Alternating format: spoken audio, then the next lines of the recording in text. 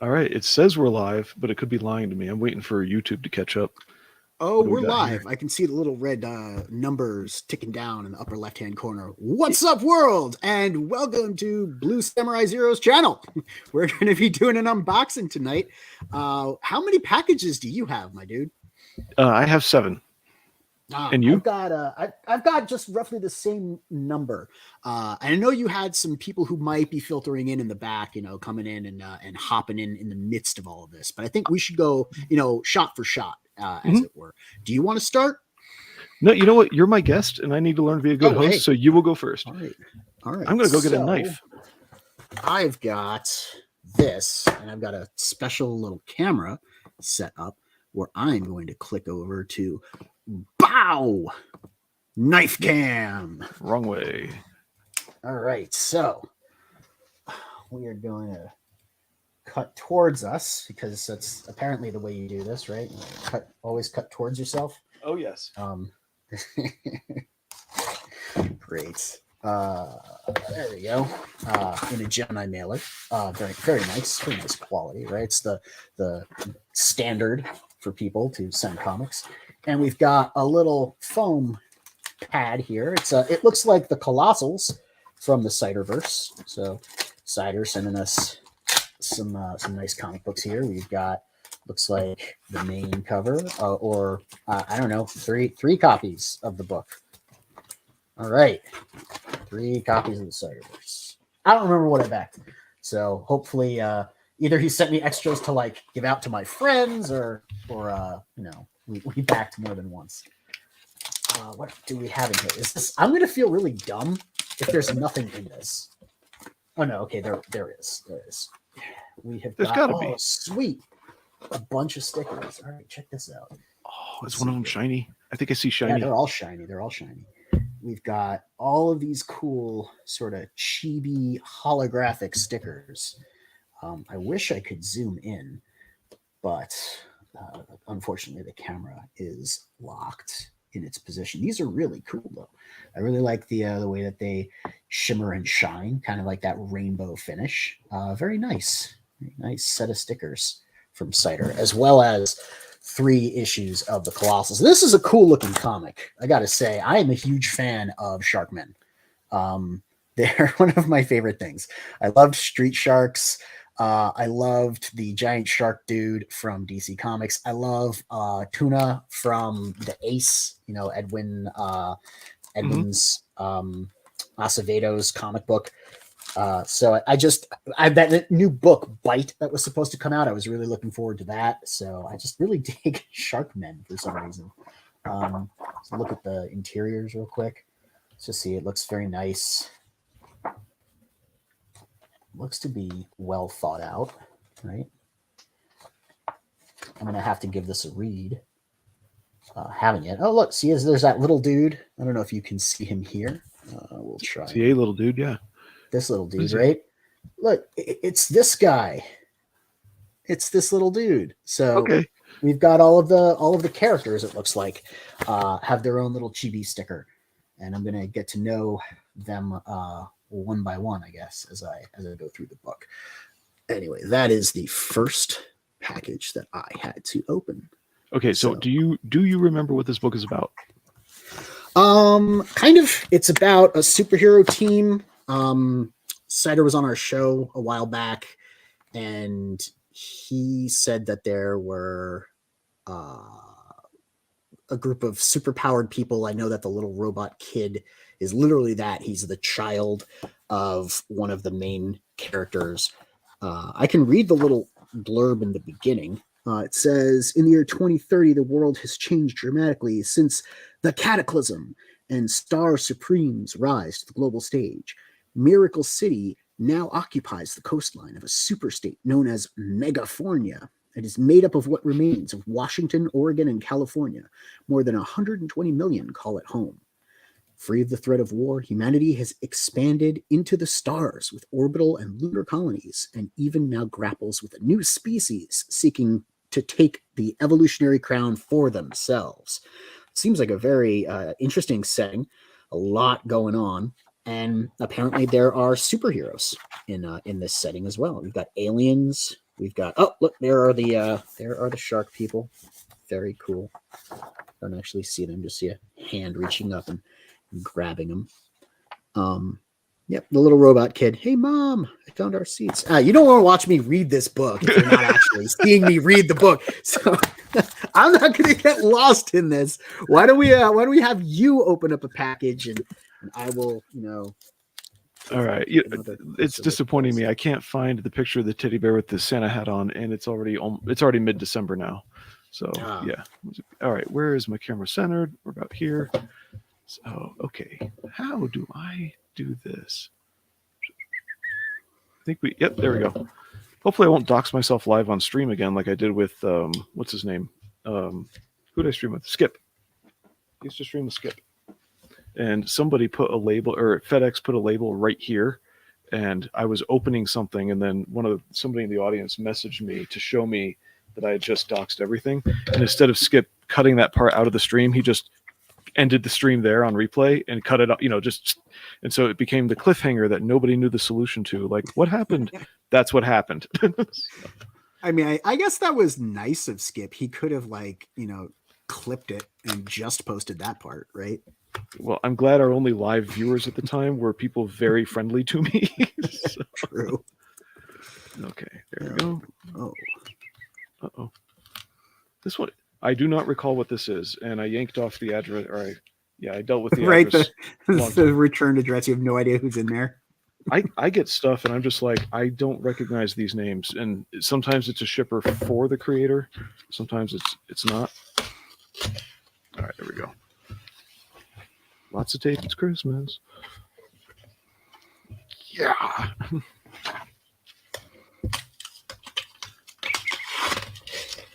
The good old silent reading from Mo Biggs. It's so wonderful he's here. Thanks for being with us, Mo. Yeah, it's a stream if we got Mo. I am so sorry, Skip. Okay, you guys, once I turn the camera on, my mind just turns into like SpaghettiOs. It really does. Why am I peeling the tape off? What's his name? Skip on Suicide Watch right now. That's good. Yeah. I think they're talking about Dean James, yeah, in the chat also. I have to scroll back up. Yeah, they are a little bit. Except I referred to Skip as what's his name. Okay, so I got the catch-ups on Hey, it's Tragedy. Have you read this? Yeah, actually I'm a friend of Phil's. Oh, cool. And I was convinced to get it because I get along really well with Eric Nienoltowski. That's this right here. Great guy. He helped us a lot with our campaign. Good. He is a good guy. I think he kind of reels me in a little, and he doesn't know it. So let's see. Oh, streaming is so many things to do at once when your hands are full. There we go. It is true. These look. I like this one. This looks awesome. Yeah, Phil's got great covers on Tragedy. I mean, he always makes a big effort to like pull in some really wonderful cover artist talent. And since he's an art rep, he has access to all these guys, right? You know, he either reps them or he knows the other reps and networks with them. So he's always got like, I don't know, 9 or 10 different cover options, and some of them are really great. I liked the connecting one that Nienoltowski did with the Relentless Tin Soldier on the last campaign of Tragedy, if I recall. Yeah, I backed for that one because it was Nienoltowski, and when we had him on stream, I teased a little bit about how, well, let's see, Skip was making a comment about he gives a guest, and I suddenly show up with 5 books all laid out. And it's like, here's Nienoltowski's career, and it's so it's I don't know what this is about, but okay. The long and short of it is there is a chick, the chick holding the Tragedy mask, right?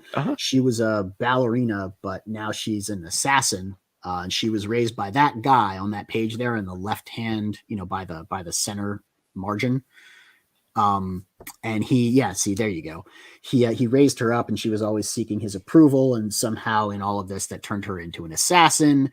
And now she's wrestling with her identity as a killer.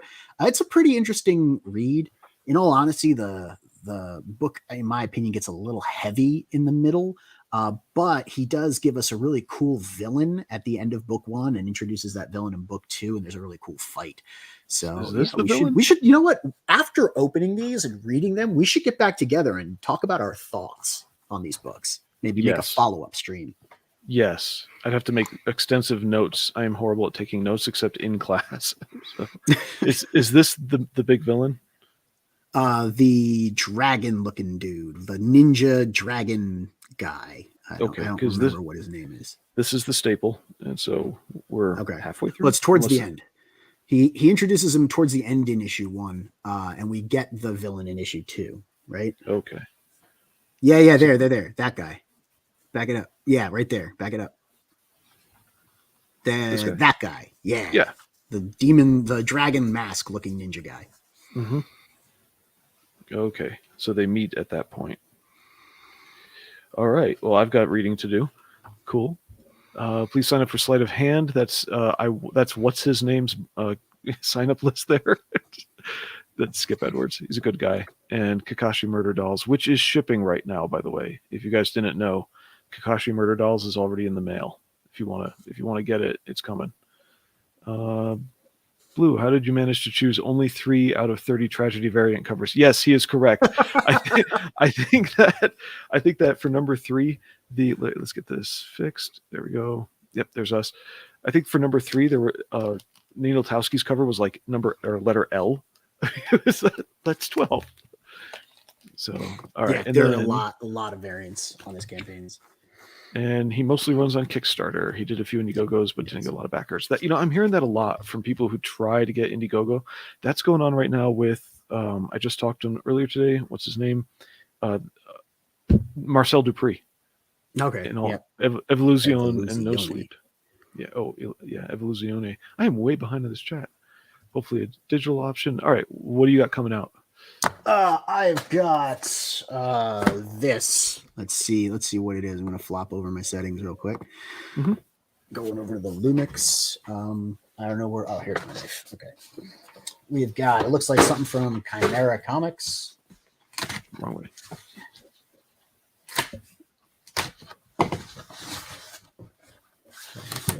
I am doing this wrong. I'm doing this so wrong.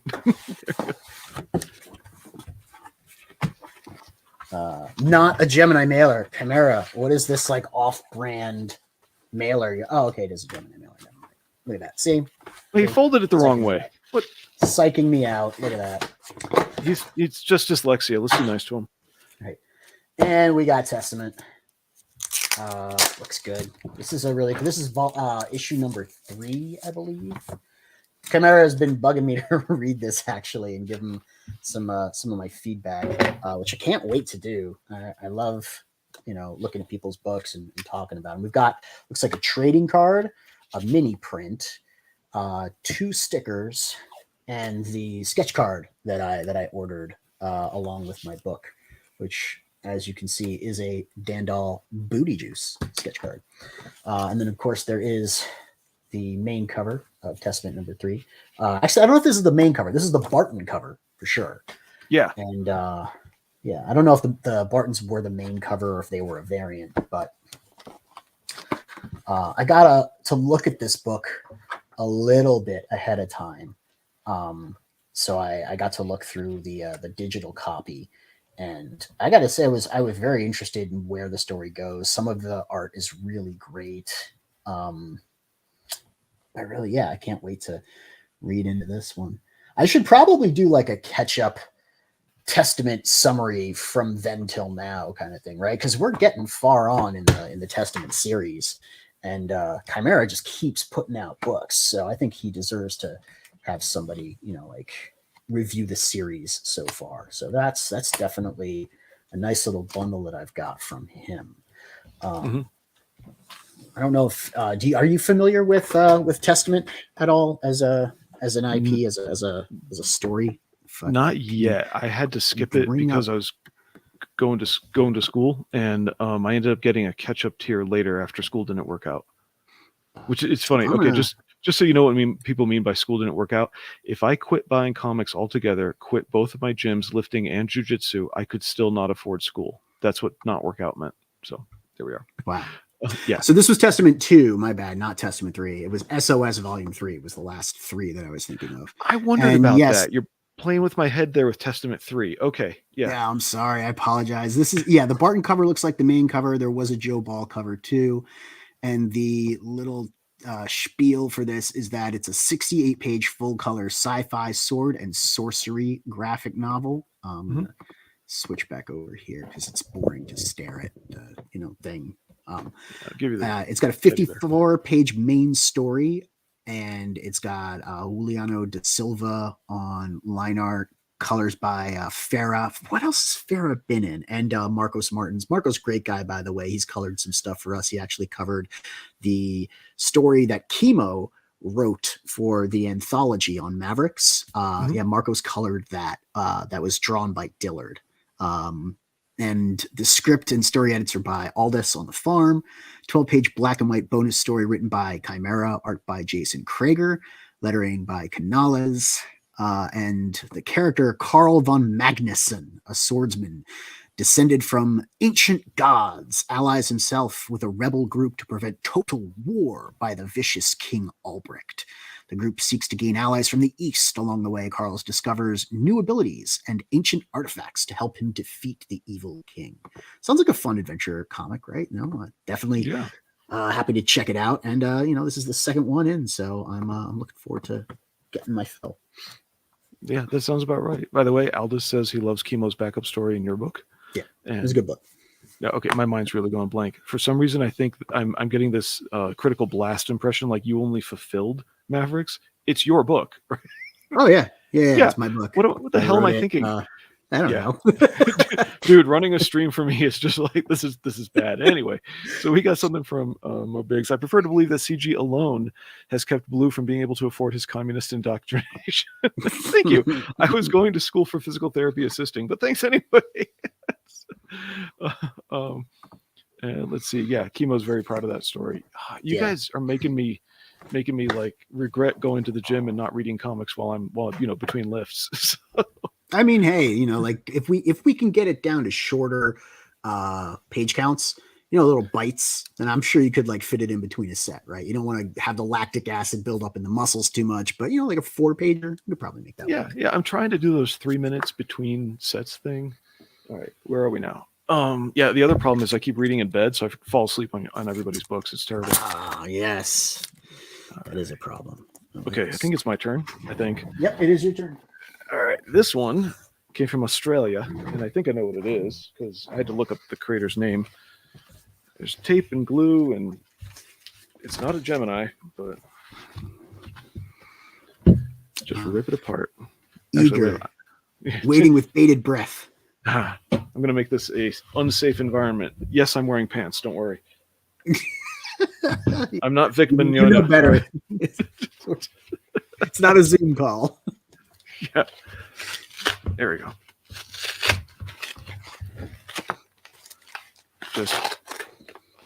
I'm just getting into this like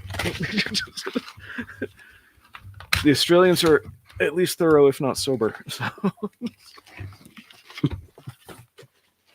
Oh, what the? That's definitely a foreign Gemini, right? I don't know what kind of mailer that is. Yeah. What does it say? It's I don't know. Oink pack? Oh, Oink pack. Yeah. Sorry. It's my dyslexia, right? To me, it says oink pack. Okay. No backer board, but that was enough for a backer board. A mailer sometimes suffices. Yeah. At least it's not a freezer bag. The reason I'm not losing weight is because if I do stab myself with these, I want the protection pad, So here we go.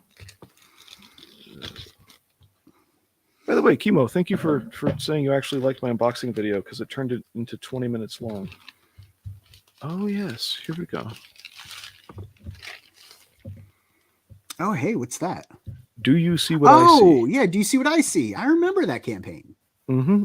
And I am on page 130 in the PDF. Wow. It 130. is. Yeah, it's 177. I have to beat that now. It plays out like a film. Avocado mailer is 5% vibranium. Sure. Yeah, Chemo, that is a thick boy. I'm gonna have to do 178 pages now because that's the highest page count that I've seen so far in a graphic novel. Yeah. I don't want to go beyond this and spoil it for myself and everyone else. So, okay, so I'm in the laundromat reading this, and there's like this one hot scene comes up as I'm scrolling on this tablet. In fact, now the tape is on here only so that because otherwise it's too slippery in my hand. On this tablet, I'm like scrolling around and stuff, and reading the book. And I'm the last person in the laundromat waiting for my stuff to dry. And while I'm flipping through this scene, the proprietor walks by, and you could totally see what I'm reading. It's like, yeah, that's just great. It's like, what kind of book is this guy reading? So I mean, there's no actual like full on nudity or anything. Could have been worse, right? it could have been worse. So this is actually, it's a bit intriguing. So I don't want to give a total review right now. These are college kids, and so they're all talking about social justice, being the social justice warriors are totally annoyed with the non-social justice warriors. And most of the dialogue is that. And I'm trying to see as I read through this, does that give us character motivation to try and guess who did it? And twice now, I guessed who did it, and then they get killed. So I'm like, damn it. So anyway, it's keeping me reading, even if the conversations aren't, the best. Anyway, yeah, Chemo's right. He says very much looks like a shot by shot from a movie. So like, more than just storyboards, like that sequence really breaks down into like his eyes slowly closing. It's an interesting effect that they're going for. Maybe that's why it's so long. It's because the guy who made this book has film industry experience. Because I had to look him up when I saw the name on the envelope. I'm like, what the hell is this? So I looked him up. I'm like, oh, it's that book. And he comes from the film industry. That's why. I just got yelled at by Twitless for having film industry experience and trying to make a comic. Oh, okay. Yeah. Good evening. Again, brain is blank. I'll just warn you right now. I know your name normally, but all I know you now is Comics to Nord. So just yeah. Oh, Comics to Nord. He's in the chat. Yeah. Hey, what's up, Comics to Nord? So, what else have we got? I'm just saying, do you hear what I hear? Well, it is December, And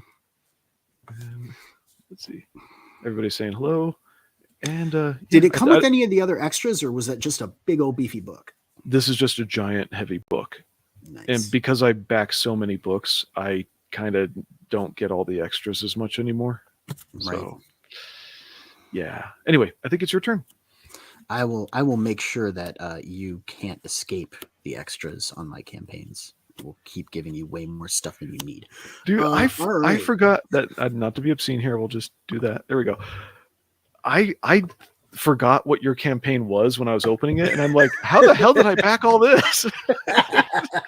Stretch goals versus dudettes. People were like, what is this? Yeah, it's a $20 book and a mountain of toys and junk. It made me very happy to give out all of that stuff to you guys. And also, it gives me merch to sell at the table and on the website. So you guys helped me create a brand. And so you guys get it all for free, and all those other fools are going to have to pay for it. We have got something from Haunted Pizza. We know that's Mark Polton over there at Haunted Pizza. Once again, Gemini Mailer. It is the Black Owl. That's awesome. I saw this and I instantly got Shadowhawk vibes. Mm-hmm. And I loved Shadowhawk when I was a young lad in the 90s because I didn't know any better, and writing wasn't what I was reading comics for. But check this cover out. I don't know if you can see it very well, but it glistens. It's got that like sparkly effect on it. I really dig that. I thought that was definitely an attractive part of the campaign. He really picked the right image to do it. And this is the script book, so I get to see how Mark does his scripts. I've got one of Don Chin's original scripts too, and I was really appreciative that Mark decided to put his script in book form. Let's see all the other fun things that came with this sucker. We've got, it looks like, I can already see we've got the Moral Compass Mark Polton CG wrestling card right here. We've also got the Primetime Mark Polton wrestling card where he is in his birthday suit. Both of these have information censored on the character.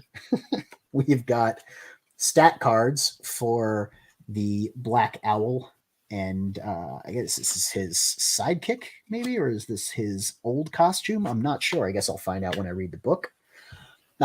This looks like a Mike McMahon. Yep, it's Mike Yes. McMahon. That's a U.S. assassin right there. I love the star right there. I really think that's cool. I think McMahon has improved a ton very quickly, very suddenly. He has. He's actually doing the art. He did a bunch of the art prints on Mavericks. So you know the one where Mother is cleaning the Mav. That's a Mike McMahon print. Mm-hmm. And the one where Jester is looking at the ladies. That's a Mike McMahon print. He's actually going to be doing one of the art pieces for the anthology coming. So these are the two different covers that Polton gave us. It looks like there's some gunk on this cover, but that's okay because it's going to be my reader copy anyway. Okay. So awesome fulfillment from Mark as always. I can't wait to get into this. I gotta say, the moral compass, actually primetime Polton in his birthday suit wrestling card is definitely something else, man. Like I don't know if anyone but people in CG are gonna get the joke. If you were a regular backer and you opened it up and you saw that it's just a dude standing there with blurred genitalia, you'd probably be a little confused. Like, what does that have to do with the book that I just backed? But I appreciate all the fun. Of course. Oh man. Okay. And I do appreciate I discovered personally I don't click with something in Mark Polton's writing, which pisses me off because he's the nicest guy. You know what I mean? He is. Yeah. Yeah. I just went through the script that he submitted because he's in the anthology that we're doing on the next Mavericks campaign, and it's a really fun story. We worked on it a little bit, and then he just ran through and did all the scenes and all the dialogue. And as soon as I'm finished going through the edits, we're sending that out to Mike for him to take a crack at. But I think it's a fun, well-paced adventure. In the Mavericks universe. It's only 12 pages, so. Good. Sorry, I was leaning forward. I get a little close to my mic, but yeah, that's good. I also decided to give him a second chance in the shorter story format and so I backed his loose threads just to see if the little tighter formats kind of click with me better. Great. Yeah, I got loose threads too. Looking forward to that. Honestly, that sounded like a really cool concept. Yeah. Just the setup, the plot for that was just, really neat. All right, what do you got? All right, moving on. Next, we got. What is this here? Oh, I know what this. Wait a minute. Did I get the name right on this? I have to read through my masking tape. Yeah, I know what this is. This is just a straight order. So a while ago, this guy threw his trade paperback on Indiegogo, and I decided to give it a chance. And being an idiot, I decided to back based on art for what I have in my hand, and say that very cheaply I can follow up on the trade paperback, literally that I haven't read yet. This is stupid, but. I haven't read his trade paperback yet, and I decided to just support him anyway in following up and getting the continuation of the series. In other words, when I sit down to read this, it's going to take a long time. So, these are more werewolf books. Oh, nice.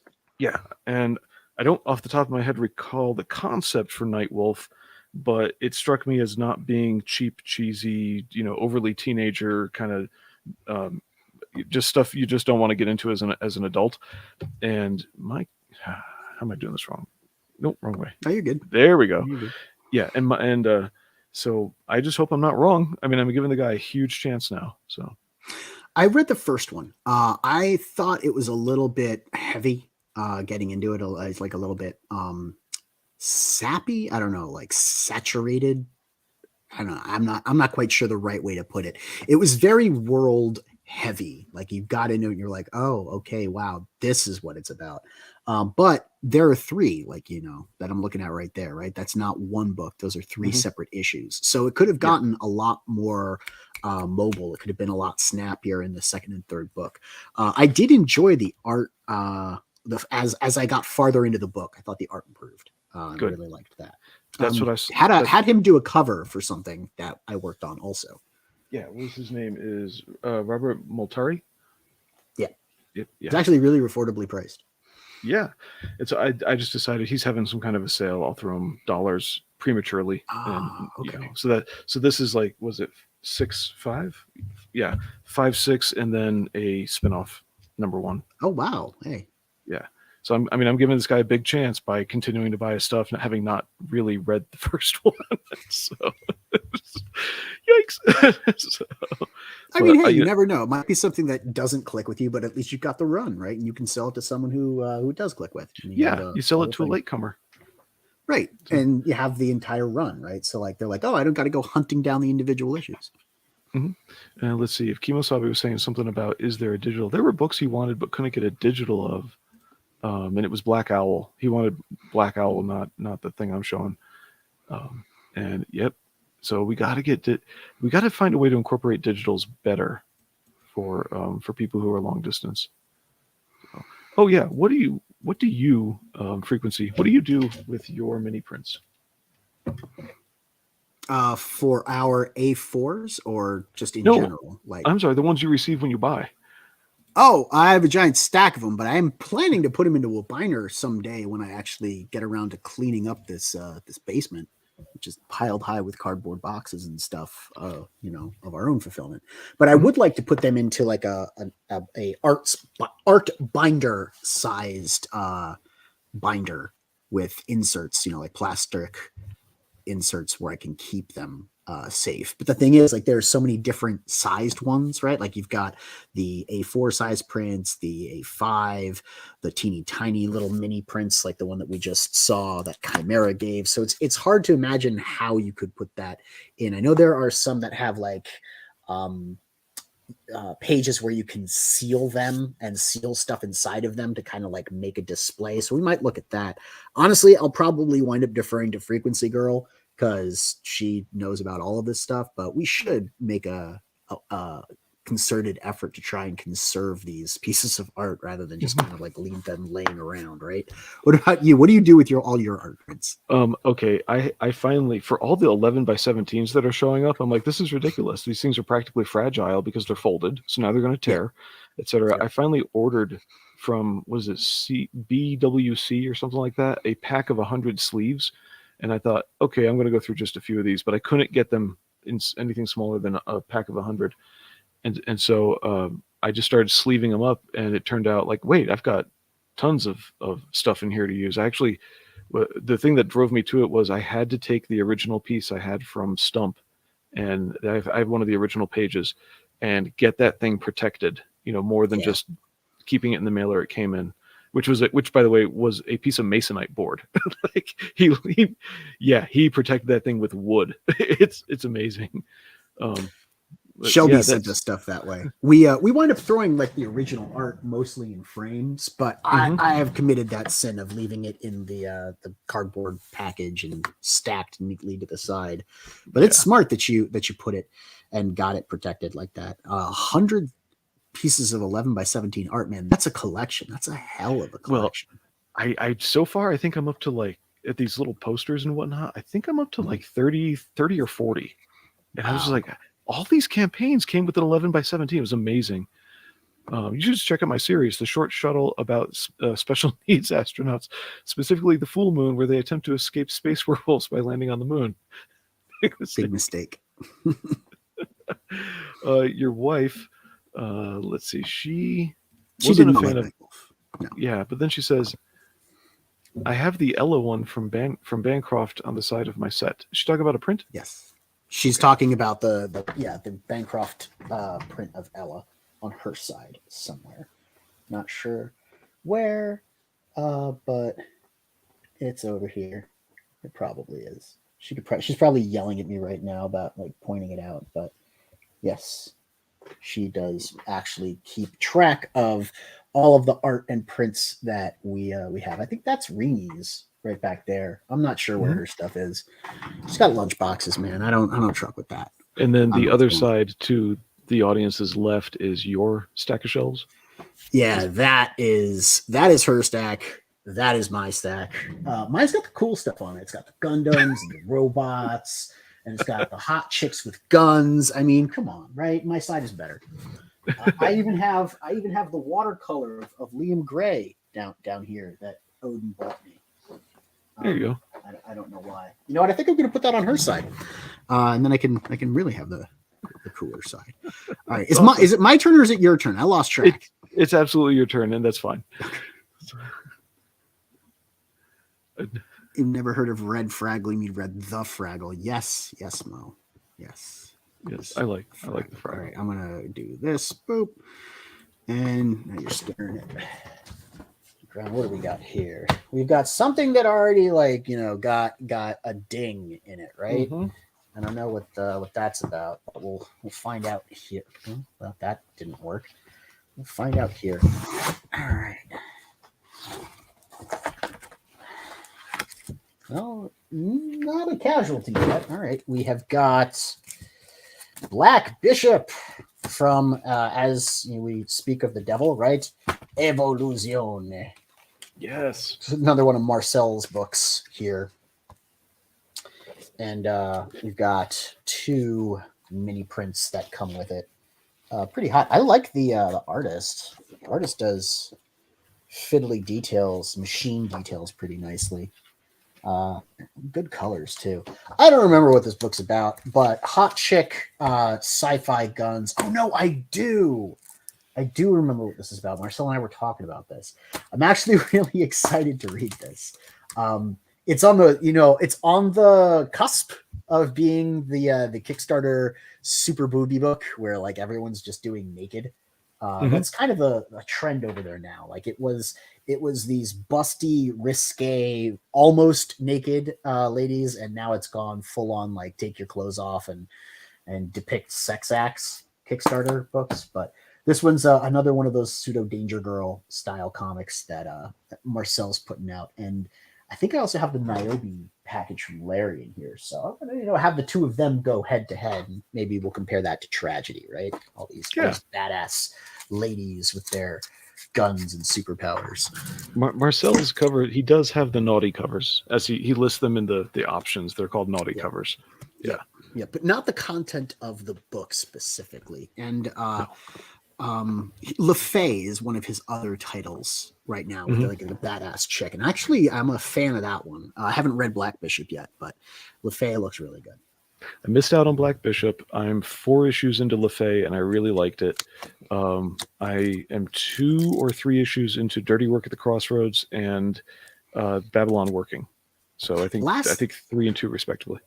The last thing that I like really sat down and gave a read to from Marcel was that big Speed of Light book that he put out with all the shorts. Oh, okay. And that came with like a ton of his back catalog. I think I bought the majority of the stuff that he put out in the past 2 years. So I did a bunch of catching up and just breezing through to see like what caught me.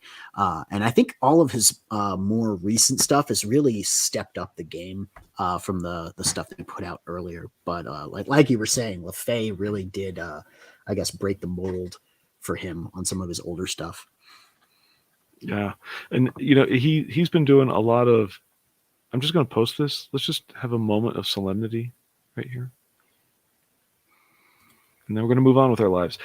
So he's been doing, he grinds out a bunch of books. He explained himself once as being like, we just make cheesecake books. And it's like, no, you actually have story in there. It's okay. It's not just plot, it's story.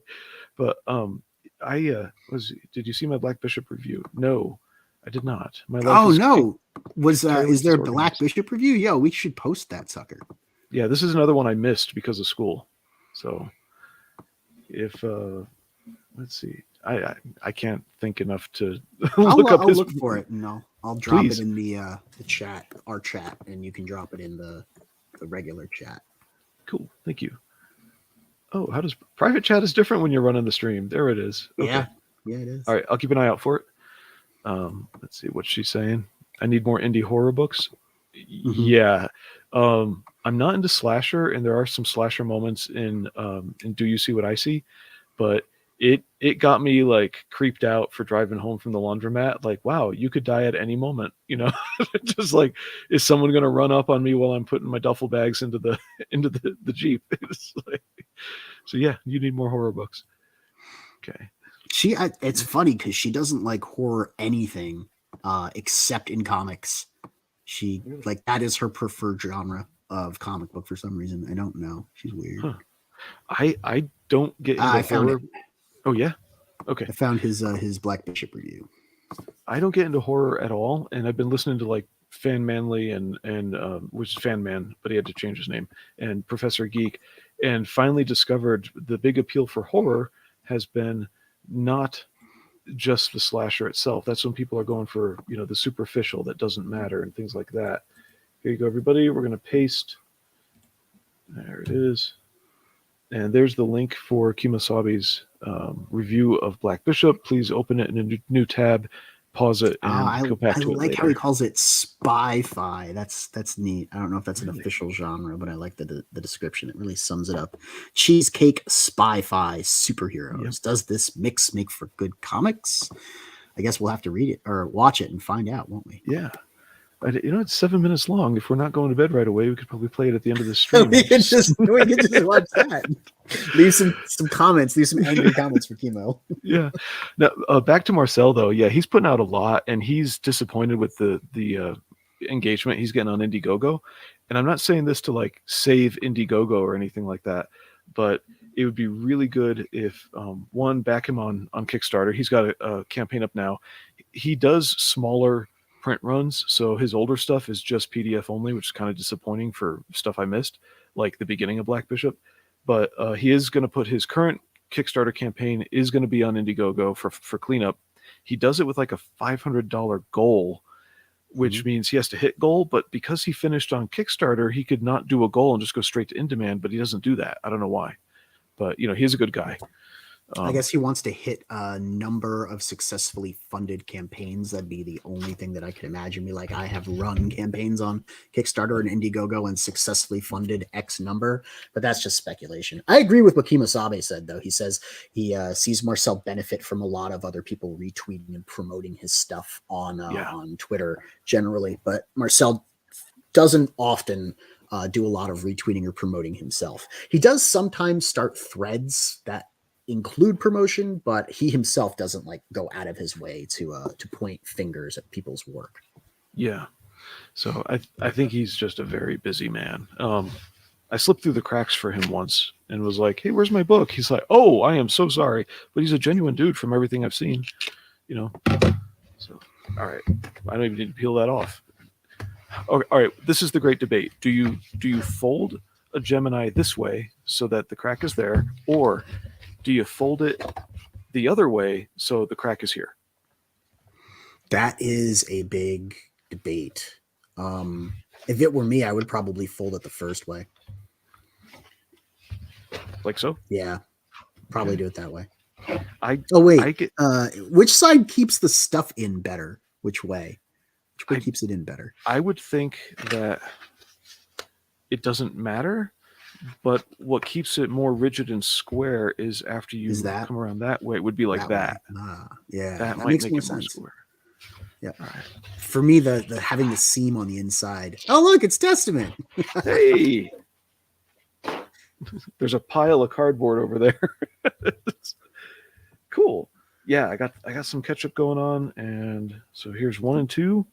And what was this? Come here. The World of Test. Oh, this is like a guidebook, I think. Yeah. Okay. So we've seen this one before. Stickers, trading card. You want me to pull everything out? Sure. I mean, if you want to, I just did it earlier, but it looks like you got a couple more things than I did. Yeah, a couple different things, and I didn't get the shiny. Oh wait, did I? Was your Testament the one with shiny stickers?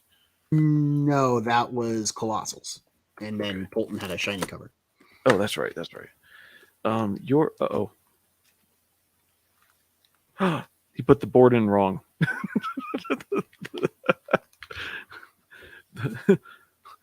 the shiny side goes towards the book. Whoops. Another great debate in comics. No, it's literally it's covered in a pH buffer. That's why it goes towards the book. That's all. Oh shit. I need a bigger desk. I really do. So what do we got here? That's interesting. It says Leinart von Magnuson, 6'8", weight 250, eye color blue, hair color black, birthplace, capital city, Rhineland, and it has dates. Yeah, that's his. The main character of this particular book. Some of the other books I think are gonna take on other characters in this lineage, but right now, he's the main character. Cool. And as far as I could tell, no, I did not destroy my book. It landed well. Okay. Nice print. I love 6 a.m. Comics' style. Me too. I really like great. Those would have been perfect size for Standy's Chimera. Right there. Mm-hmm. Could have done that. Yeah, could have. Should have.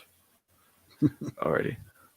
Now how do I get me shrunken back down again? I go to here. Oh, see, I can't make only you big with me on the side. I don't get it. Me neither. Oh wait, we're still showing a comment. There we go. All right, buddy, it's your turn. Okay, let's take a look here. Do this. There we go.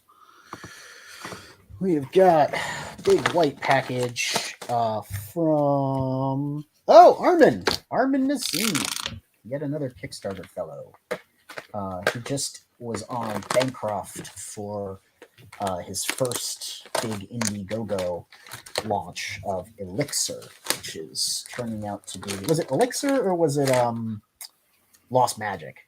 I can't remember. I think it was Elixir that he was on Bancroft for. Bancroft? Those are like the two books that he was really interested in pushing. And then Lunar Smoke took off for him, and now that is his flagship IP because Cheesecake Boobies, Cowgirl in Space. Of course. Bancroft streams when I'm at the gym, so I don't know anymore. Hey, Odin. Oh, it's Elixir. This looks like the Elixir from the Indiegogo campaign that was on Bancroft's stream. And we got, I guess, a keychain here. That's interesting. A little angry dude keychain. Not very well focused, but that's my fault. Oh, now I can see it. So Elixir is an interesting book. The idea behind it is that someone kills death, and so then there's a problem of people not dying, and you got to go out and I guess there's a. I'm not sure what this is. Is this a sketch card? I imagine it looks. It should be a sketch card. Get the light to it's reflect got off Pack's of it. signature on it though, so You can tell if it's a sketch card if you get the light to shine on it. I should lick it. That's how I'll be able to tell if it's a sketch card. If I lick it and the ink moves, right? That's. If I shine light on it, what do you mean? Get glare on it. And if it's an intaglio print, you'll see the ink on top of the paper. And if it's another type of print, you'll see you can tell the ink is in the paper. Oh yeah, a certain it's straight way. up. This looks like there's ink on it. And you'll be able to start seeing if there are individual strokes or not, or if it's printed. Oh, that's frequency go. This is a sketch card. I can see the pencil lines. There you go. Behind the head. Yeah. So this is a cool sketch card from Pack. Pack did the art.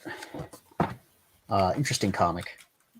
A little dark, but I can't wait to read this one. I missed it on Kickstarter. I don't know how. We had him on our show for it. Got a bunch of backers backing the book on our show, and then we, I guess, forgot to back it. I'm not sure.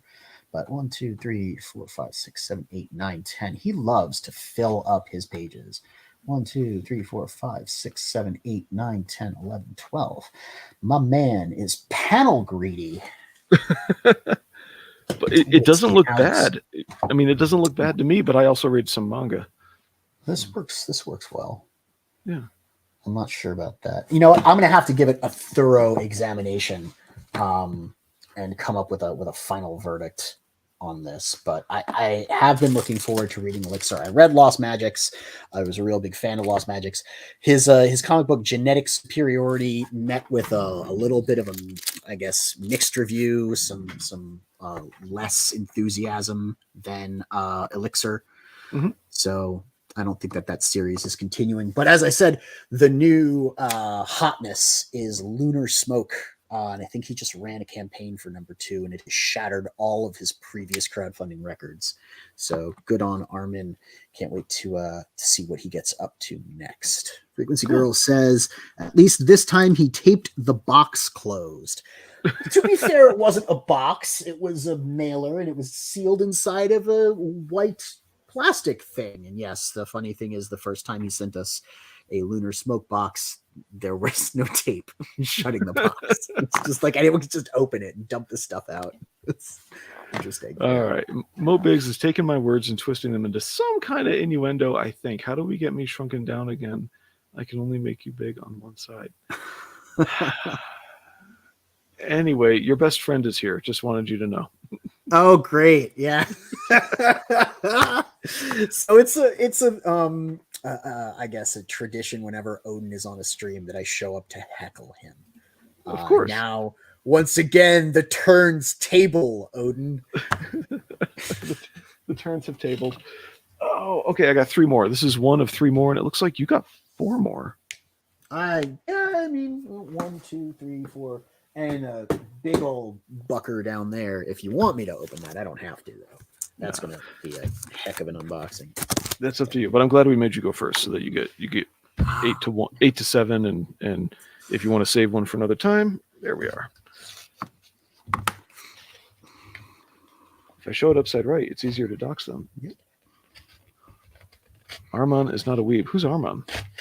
Armin, the guy who created Elixir, who wrote Thank you. Armin Nassim. Sorry about that. Don't. He's not a weeb. He just has weebish tendencies. 656. Excellent. Now, I used to not be into zombie until I discovered that horror is just a vehicle for other things. And if your horror is slash and gore only, it's worthless. Is this Dead Stop? Is this Undead Border? I think it's Dead Stop. I already have them at border. Gotcha. Where's a knife? Trying not to cut my headphone cable. That would be bad. Yeah. Mobig says he doesn't have weebish tendencies. I have seen him rebuke weebery man a time. Many times. Yeah, but what you say and what you do don't always line up. Like you can say it on a stream and then you can, show off your manga collection. We all know. Oh, it's Cryptid Knolls. Nice. Okay. That was a really good book. I was really satisfied with my read on Cryptid Knolls. I was looking forward to the glow in the dark cover on Kickstarter. That didn't happen, but the book itself is reward enough. Ooh, it doesn't have that coating on it, but I still like the feel of this paper. Yeah. So there we are. And no, I did not back soon enough to get one of the leftover first print things. And I figure, okay, well, since I missed that one by a few weeks, there we go, over here. Since I missed by a few weeks, that's all right. I will just get second edition, and whatever improvements they made. Yeah, that was definitely a worthwhile book. Derek Clay says this book is great. It was. My compliments to 656. They've been doing some really great stuff. And Cryptid Knolls, I know, is a very ambitious project. Happy Harry Hardon. What's his real name? Ray Ramos. He talks about it with such passion. He is such like a fascination with cryptids, and he really poured so much into that project. When you listen to Ali talk about it, he's like, yeah, it's a good book, and he's got nice things to say, but like Ray can go off on tangents about this thing. And I guess it's, because he's the writer, but look at that art though, that's crazy. See, sometimes I have trouble seeing this kind of art. So if you show me this in a promo online, I might be like, what? But this one comes through on me. Like I can look up at my screen and Yep. see it just fine, not a problem. Yep. So it's like he's got that density, but not to the point where it's so over rendered it ruins it. So even this guy down here, to the page of La Llorona, where she's screaming, it hit me emotionally, like that the vibrations from that scream resonated. That's one of them right there. It was good, man. He really did a good job identifying characters with different voices, creating a world that you didn't really sit and have time to examine details because he was pushing the plot. He was moving you through it, but you caught bits as you went. And I really like that because you're on a timer as a writer, right? You can't like afford to have an action story and then plunk your audience down and explain exposition and background information to them for 27 pages. You do not have that luxury. You have to keep it moving. So I thought he You mean like knowledge in very well. Yeah, unless you're doing manga, and then suddenly in the middle of an action scene, you go into this emotional like flashback to where the hell are we going? Don't bring up manga. Mo Biggs is going to time both of us out. The stream is going to get cut short. Wait a minute. I got to look at something real quick. Okay, good. Mo Biggs is a moderator on here. That's good. We need that. Yeah, he has to be, right? I don't think we can have streams without Mo being a mod. Yeah, and let's just pick on a few people here. Yeah, Freak Girl, because I trust her. Where's she? Add moderator. Oh, okay. You do. Yeah, you trust. I trust her. Look, I'm not a moderator on my own channel because Mo won't let me be. One thing I can see from here that reminds me of James O'Barr's work down here. Just the way that the shoulder comes in. But one thing I can say that I like about this artwork already, because I have trouble with overdense stuff, is I like his use of highlights to define boundaries. Because things are in the dark here. So, yeah, this is good. Yeah, and really the only way he has to define anything being black and white is texture. He doesn't use a whole lot of gray. I don't recall. I think there is gray tone to differentiate. That third tone is essential. Like it's very hard to read for me, or very hard to read a line art comic, but texturing is very it's a significant technique that has to be used well in comics in order to not feel like it's over rendered and like when there's too many lines, it's distracting. Yep. And I get that from people. I hear people say, "Oh, this is so good, so good, so good," and then I look at it and I'm like, I can't see what's going on here, and it takes my mind a while to get down into seeing it. So let's see, get you. All right, let's see what we got here. We have got Red Right Hand Publishing. I think that's Larry. Pretty sure that's Larry.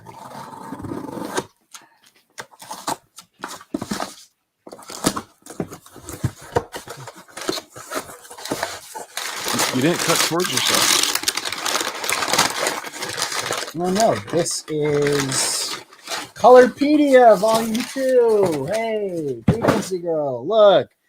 Color Theory Volume 2. Awesome. This is a really great book. The first volume was... Look at this. I don't know if you can see as well as I would like you to. Yes, actually, it looks pretty good. The color use on this page is incredible. The way they did like the glitter with the blood. So it's a book about color theory, color use, understanding color. Yeah, the first page, page 11 starts with color theory. Then you've got light and shadow, rendering methods, portrait painting, and all that other. It's a very good resource, both for artists who are looking to get into coloring, but also for people who are looking to understand art.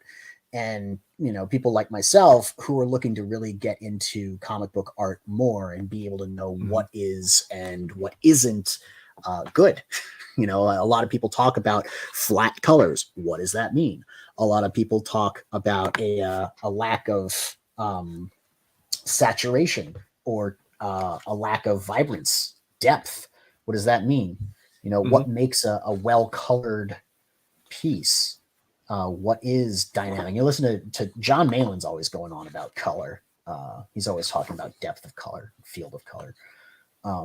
So a lot of this, gives examples of, what I guess this is this is part of the how-to section, how that person is adding color layers. So Frequency Girl is one that ordered this because she's all like intelligent and shit and likes learning stuff. Me, I like looking at pictures. So it's just a great resource. And I don't remember how much this was or where it was available. I think it was Kickstarter, but definitely a cool pickup. Something I'm not going to read all of because it's very big and reminds me of textbooks. And I have PTSD from high school. of textbooks. So definitely something that I can look at though, and she can tell me the gist of what's in here. Cool. Well, congratulations. Okay. So I think we have a good suggestion for you. It's Christmas What is after all. Buy a copy yourself. I wonder if there is like gift a friend a copy of the book. That would be perfect. I would just send it to his P.O. box. Be like, yo, Richard, you need this, bro. People been telling me, people been showing me what you've been doing lately. I saw $4.99. You need this book. I was out of the loop when all the updates about $4.99 going to hell came through, and when I saw it in my mailbox, I was so pissed because I was like, "What?" I had to go back and like look at all the updates and see the pictures that had changed. It was I don't know what I was doing when that one got updated. I was like getting a certification or something. Oh man. Oh, about that book, she says. I don't remember the price, but it ran on Kickstarter and Indiegogo, so that's good. And then it also comes with a whole digital pack.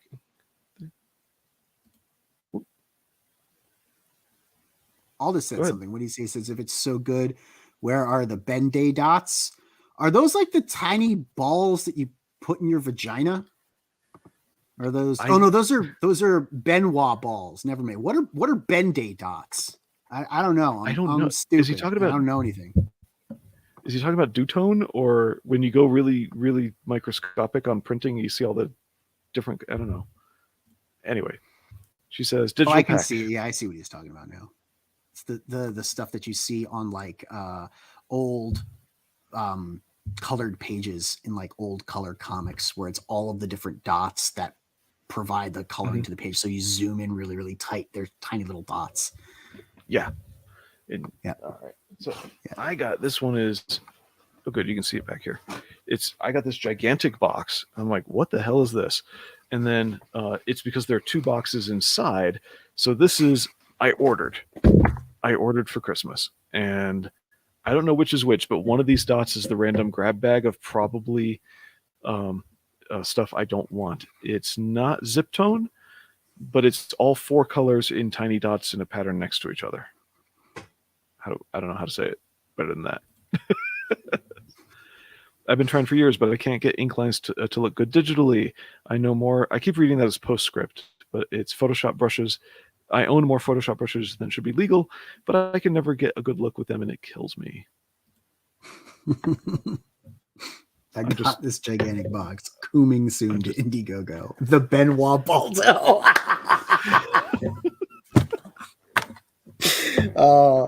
You got to get B-Rose to create that campaign, though. Oh boy! Aldous, you have to teach us more about your Benoit balls. Why do I do this to you? I don't know, but it's fun. I like I like imagining in my mind's eye the vein throbbing in Aldous' temple when I say some of the shit that I say to him, or I make him look at some of the pictures that I show him. So I guess there is a little bit of sadism to me. Okay, I need a bigger desk. I really do. Yeah, you do. I don't think my Look at the box though. All right, what do we got? Holy cow! This is the grab bag. So this is the stuff this is the random grab bag. First off, coupon code. All this says, a name has been added to the Book of Grudges. Finally, I've been trying to get on the naughty list. Oh, it's Arc Athena. So this is like the iconic comics grab bag. Yeah, it was a certain. There are. What is this down here? Is this Eric Canetti's like collected Arc Athena works? Not collected. This is just volume 1 of 6.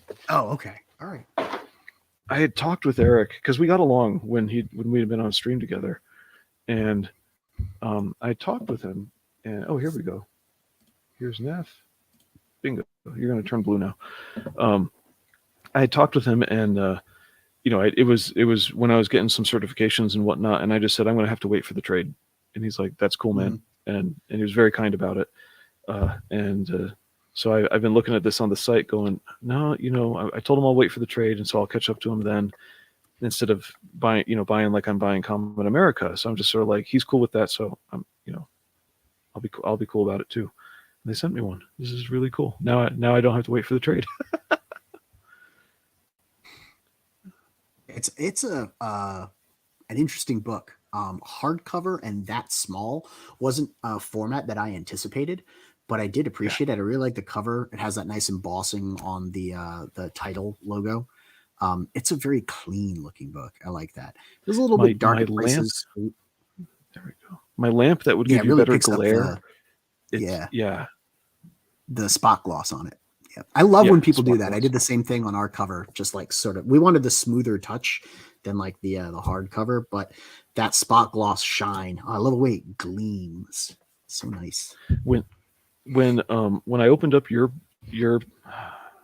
okay, Mo, Neff, when I opened up your box and I finally dug down enough to feel the book, and got out the Benoit balls.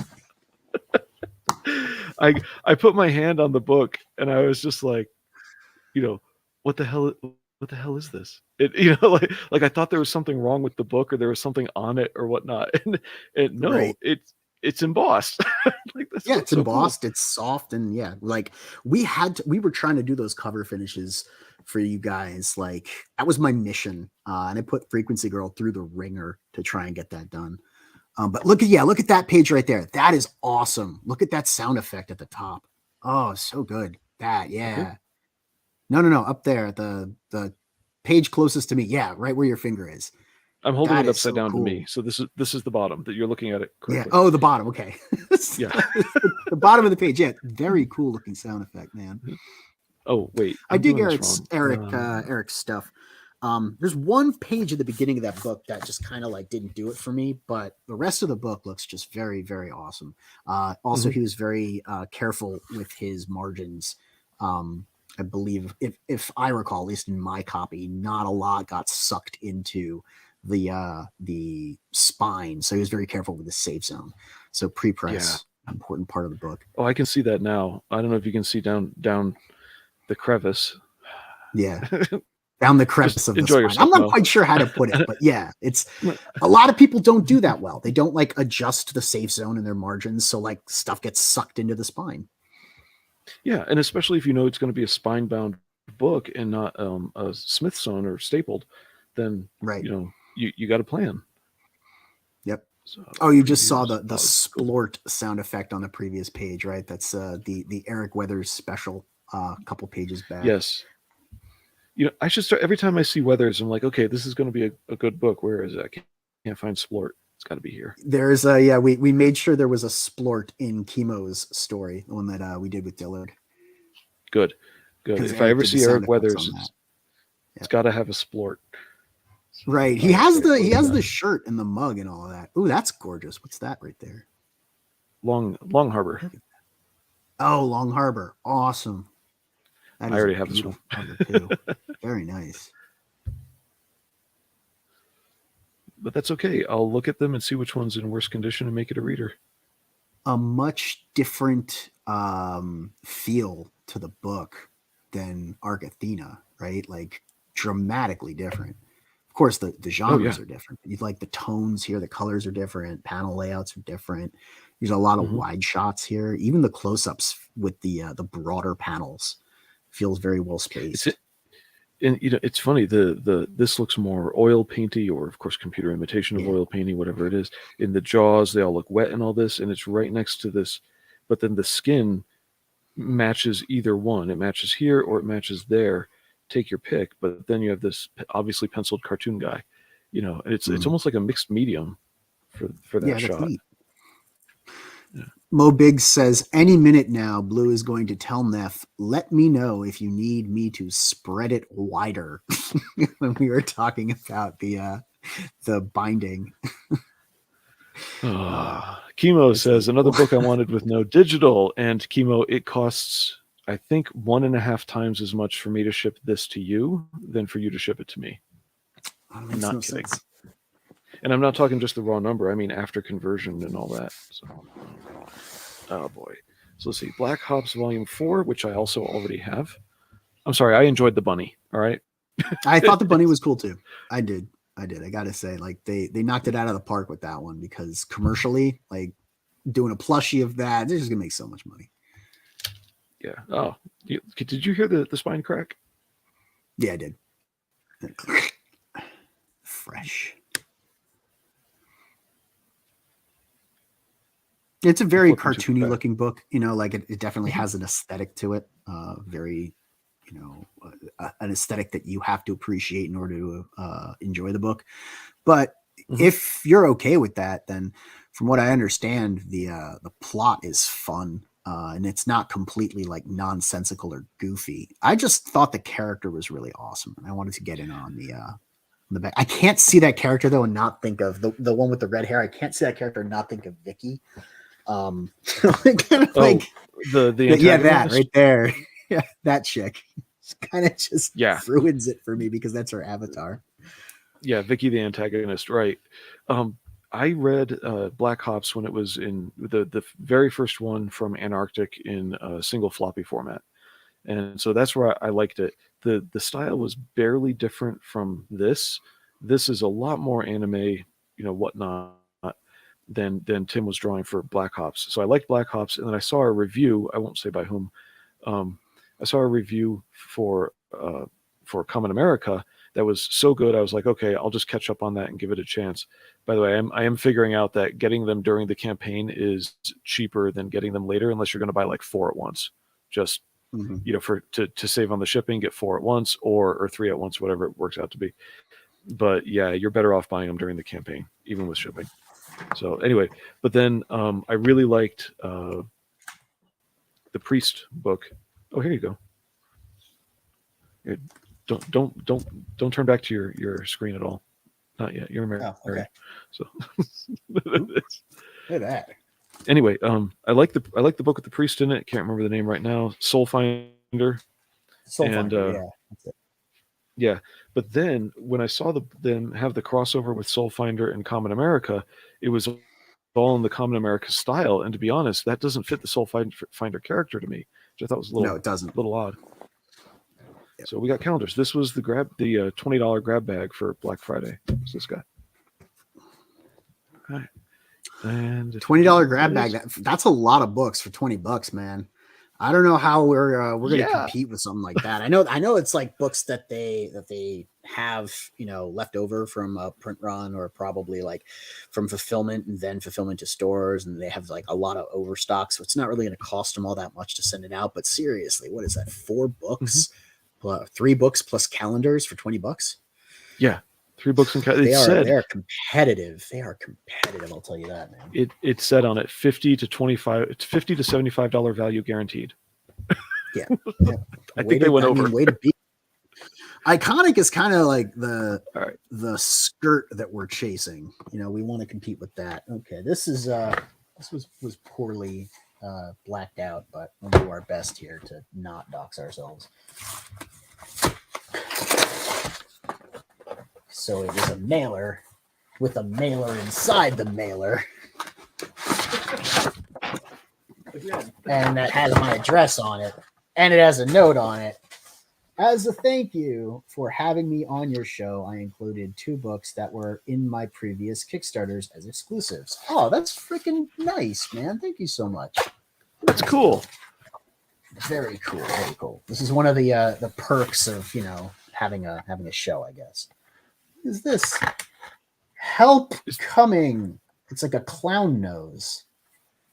There's a weird hair in there. Ew.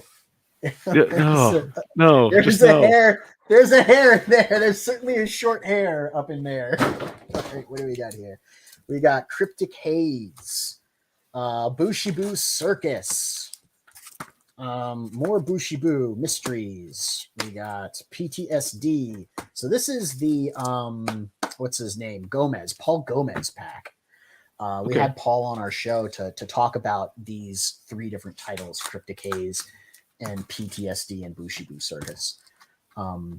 He's an interesting guy. He's got these 3 different books that he's been working on. Cryptic Haze is the one I think that's met with the most like attention. PTSD is exactly what it sounds like. It's a story about having PTSD, and Bushibu is what we had him on for. And that actually sounded like an interesting, fun kind of sideshow esque story.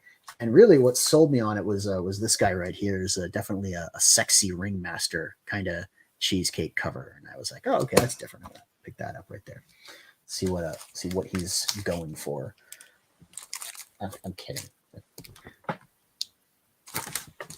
Foil Dead cover. silence.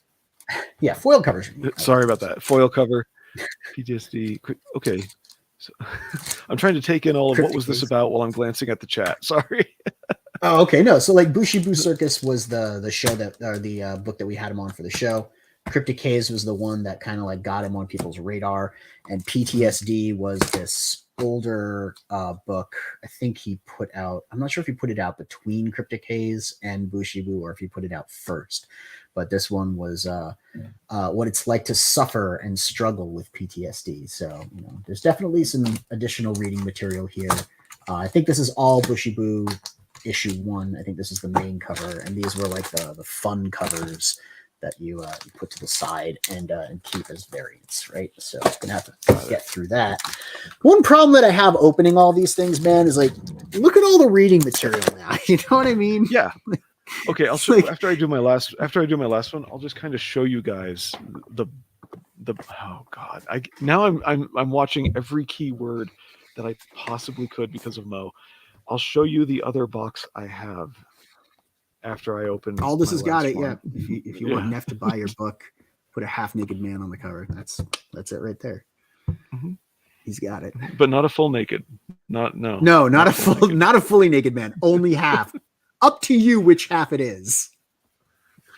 So which one did you buy for again? I'm sorry. Bushibu Circus. Going. That was the one that he was on our show for. That is why we backed. I was familiar with Cryptic Haze. I hadn't read it, but I read reviews of it, and I was aware of PTSD. And I think he included those just so I could kind of get like an appreciation for his volume of work. Which now, of course, I have to read all this stuff. If someone gives you free books, you read those books, right? Yeah, kind of like I just.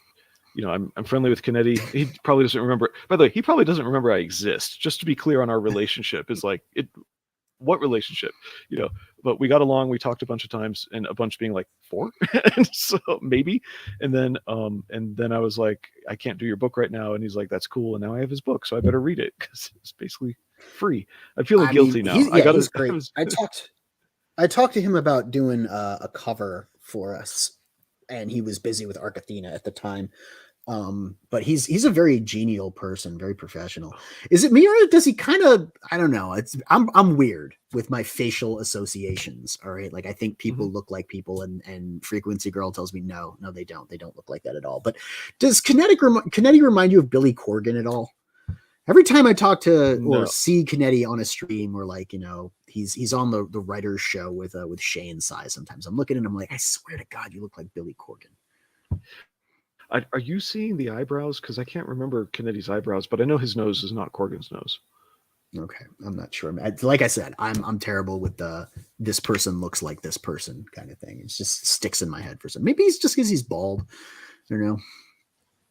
Yep. Okay, so Mo says blue. Go ahead. Mo says Blue hates the way I twist his words. Now he doesn't even feel comfortable standing the mailer on its side saying, let's see if I can keep this erect long enough to find out what's inside.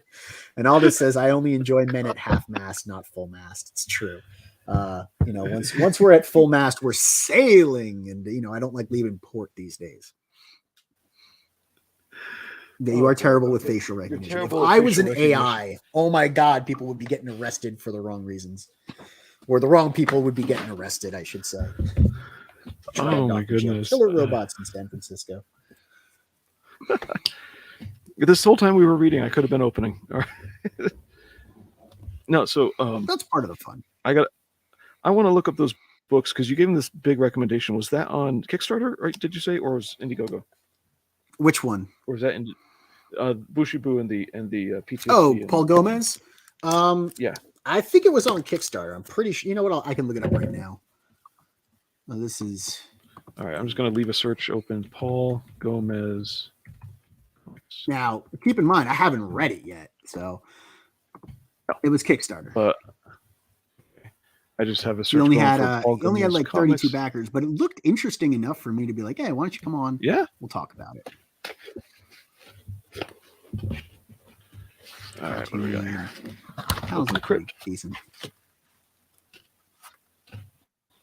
Yeah. Sorry about that. This is what I actually ordered. And what's down here at the bottom? Oh, hey, Soul it's Finder. another Father Renner card. Or no, the other guy. Soul Finder stuff. All right, get this out of here. Don't show the invoice that's in there. And my house is a mess now. All right. So I decided to give Punchline a chance. And catching up on Common America. I think this is number 6. No, 5. Sorry. I missed a volume. This is 5. And Soul Finder. Do you like Common America? Yes, I enjoyed Common America. I enjoy looking at Common America more than I enjoy reading Common America. The stories are very, they're not manga, they're anime. You know what I mean? Like they feel very anime, less manga, which can be very dramatic and like overly done. Common America feels a little bit on the lighter, more comedic side. And I enjoy that to an extent, but mainly I'm just really enjoying the cartoony art and the stylization that they put into those books. That it's fun to look at. It's bright, it's colorful. I feel like, you know, a toddler that's being dazzled by pictures when I look at Common America. See, this is a little bit less serious. Yeah, Soul Finder is a darker story. Also has like a more mature subject matter, right? It's the priest who goes in like astral form, and he can be injured in that form, and he fights like ghosts and demons. And unlike other titles, I have actually caught up to all the reading on this. Oh wait, my camera is not being made properly. So there we go. Gotta watch what I say with Mo around. So, yeah, you do. You gotta watch what you say with Mo around. He will take any opportunity to seize upon your weakness. I don't know. I'm saying things. I'm just using plain English. And I'm not a weirdo. So, thanks, Mo. Trees look good. Yeah, Soul Finder is really, really pretty. Yeah, just gonna flip through a little bit more. The thing is, I don't want to spoil anything for myself either. I'll get it spoiled when I read it. You know, I'm waiting for. I don't know what it is, but I love fire. That one. I love fire in all of its forms in comics. Just the oranges, the reds, the way that it plays together. If you do fire well, I'm a fan. Have you seen anybody do fire badly? No, I don't recall off the top of my head anyone doing fire badly. But there are some people who do it better than others. Like they make their fire stand out, you know? And you're like, God, that's some really good fire. I was just talking to FG about it today. We were looking at some artists for a book we're doing. And I was like, ooh, hovering over one particular image. And she's like, yeah, it's fire. You love fire. Yeah, it's true. It's a good point. I'm probably going to learn why when we read that color theory. It's probably going to be like children are easily amused by bright colors. Yeah. Yes. Speaking of which, here we go. This book feels lighter than the Soul Finder I just put down. Seriously, like this feels like nothing. It's definitely fewer pages. Okay, there we are. But look at that spread behind the book, right? Like the cover to cover, the interior cover spread. That's cool looking. Yep. That's really cool the way they did that. Got to give them props. A lot of just fun. It's just fun. Yeah. I know Mo doesn't like manga style or anime style art. He specifically doesn't like manga for the storytelling, I think. But this is more like a Western comic with anime stylization. It's not actually manga. Right. And there's one book I need to Look review at that. with Look, manga. looks so good. This? The previous page. Sorry, the trying to previous look page, up and that down full at the page same time. with that you just turned before. If you go back one on the right hand on your right hand side, flip back, plaque again. I don't know. Hey, look, it's fire. No, it's not fire. There. You just passed it. You passed it. Go back. Was it like the Eiffel Tower or something? One more page. It probably was fire. Okay, we got lag. Yep, there it is. It's Right there. It's the Eiffel Tower. Just look how cool that is. Look at that perspective shot. Mm-hmm. Let's hide people ripping on me, and I can float correctly. Yeah. Mo Biggs. I like it. Children are easily amused by bright colors. And this and some subliminal messaging is how the weebs took over America. All right, random page flip. Cool. Now, and I have not seen. Do you want me to show that off too? This guy. Oh yeah. Punchline. Who's on that book, by the way? Matt Weldon. Right. Oh, hey, Felix, thank you for posting all these links. Murder Dolls, Wonder Island, the Patreon, Vestige.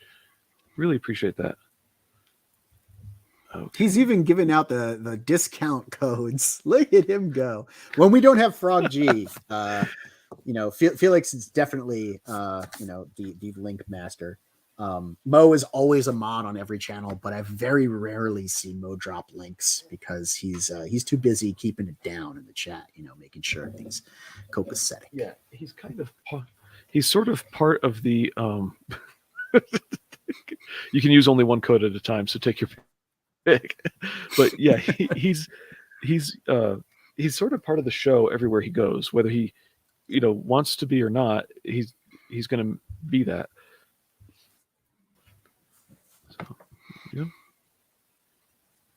So yeah, I've got so much reading to do.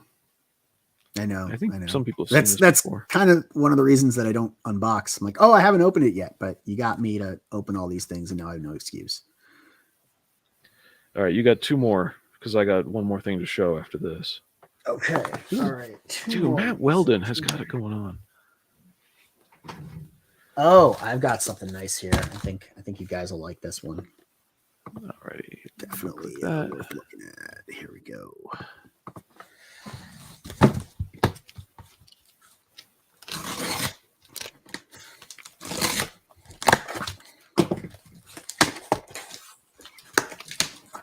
Oh yeah. CG Vacation.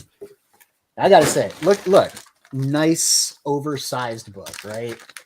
Regular comic, big old Zaid comic, right?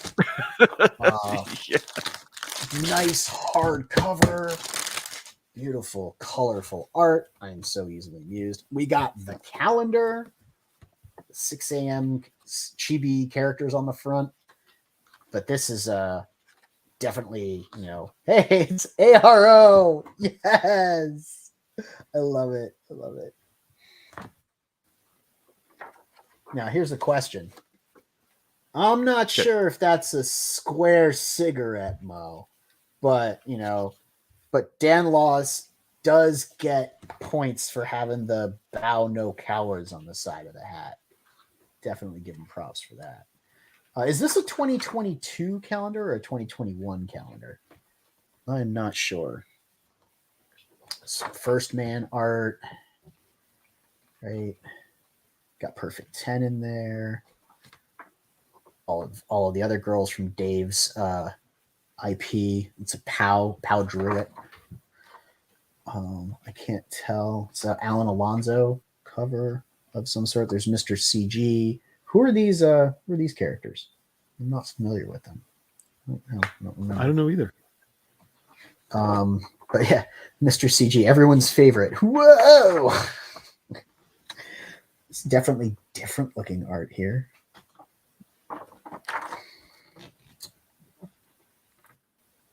hit. They're 2023, they say.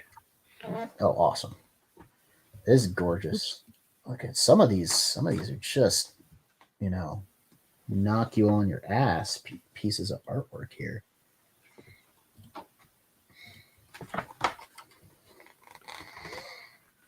It's like they're all covers, just larger. There's Graham Nolan. Right. Yeah, that was the snowman guy, right? Chinook. Chinook. Yeah. Is it Chinook or Chinook? I don't know. Chinook. Okay. There's no consonant on the end. Smarch?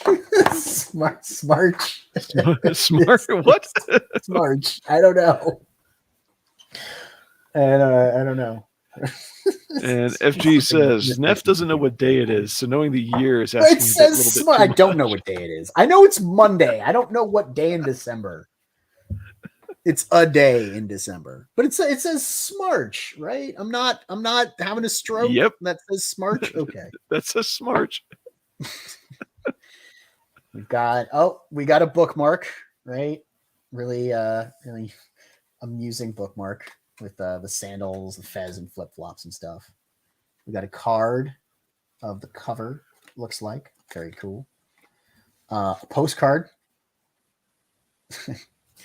I don't know if you guys got one, but the Diaz brothers, Phil sent out a postcard in the mail when he was fulfilling Lost Pages, and we got one. It was just like from New York. It was like the smoking gun. It just says "See you soon" on the back. I was like, "What is this?" It freaked me out when I got it in my mailbox. I'm like, That how do they showed know up where I at- live? That showed up at my work. That's fantastic. Your work is like the mob is after you. So we've got these two little ads, it looks like, for Lost Pages 3, Crimstone. Very much looking forward to that. We got a 6 a.m. sticker with Magic Top and Wart the Wizard in there. And we got a Mr. CG trading card. Whoa! And of course, this book is just going to be all sorts of fun, beautiful artwork.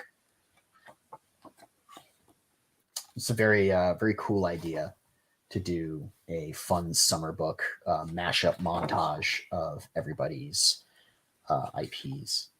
It's just pieces of dudes. They're covered in blood, meat.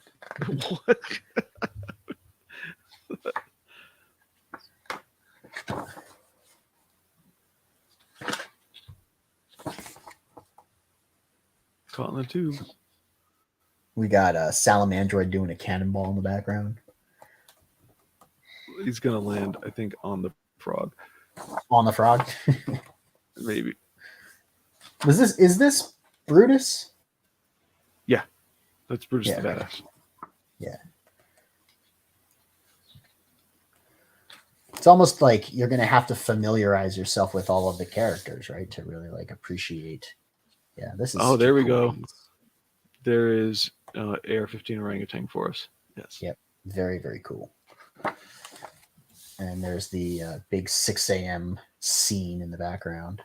He's so great. He's got like that whole big collage of everybody's characters and stuff that he's done. You're like Kami Mark's character, the not Daredevil. That's smart though. Yeah. Right? Is that what that is? I'm imagining. Yeah, not Daredevil. That's what it is. Yep. Forsaken Gods. I would love to actually get this book. Yeah, that'd be great. Fresher Luke, where's my book? It's a very fast Flame read. Devil. It took it the first volume of Forsaken Gods took me 4 minutes. Really? Yep. How much did you pay for it? Oh, like 22 with shipping, you know. He said he discounted it for a whole bunch of reasons. Now, I mean, he did character and he made me chuckle and stuff like that, but it took only 4 minutes. So. Wow. Yeah. And so what are all these little captions? I don't know. They've got words in them. All right. Let's look at this one. The Buckler, John Dillard, right? Looks like the Buckler is grilling the Buckler today at Winnipeg Beach. A Buckler, is that a gun in your pocket? Wait, It is. Yes, there's a gun in this box. I imagine that these are being narrated by Mr. CG, right? They have to be. Because I can hear Abe's voice in my head the way that these caption boxes are phrased.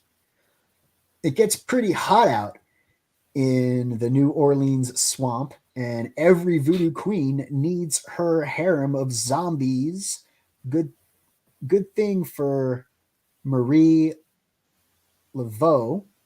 Those boys are fluffy, equipped with appropriate swim attire. I'm reading upside down, man. I'm doing my best here. No, it is a God's hand piece, though. Could have given a little bit more. Could have pushed this in a little bit more. It feels like it ran off the page a little bit. But, can't be perfect. There's Digitality. There's Cecil. On the other side. Who's the little green dude? I don't know him. Yeah. Or if I do know him, I don't recognize him from here. Sorry, what's it say? It's a Shelby diaper. It's Shelby Robertson. This says Cecil, Ragetality, dudes, don't have a cow. Between the Vey twins and Varen, there's enough babes for all of us.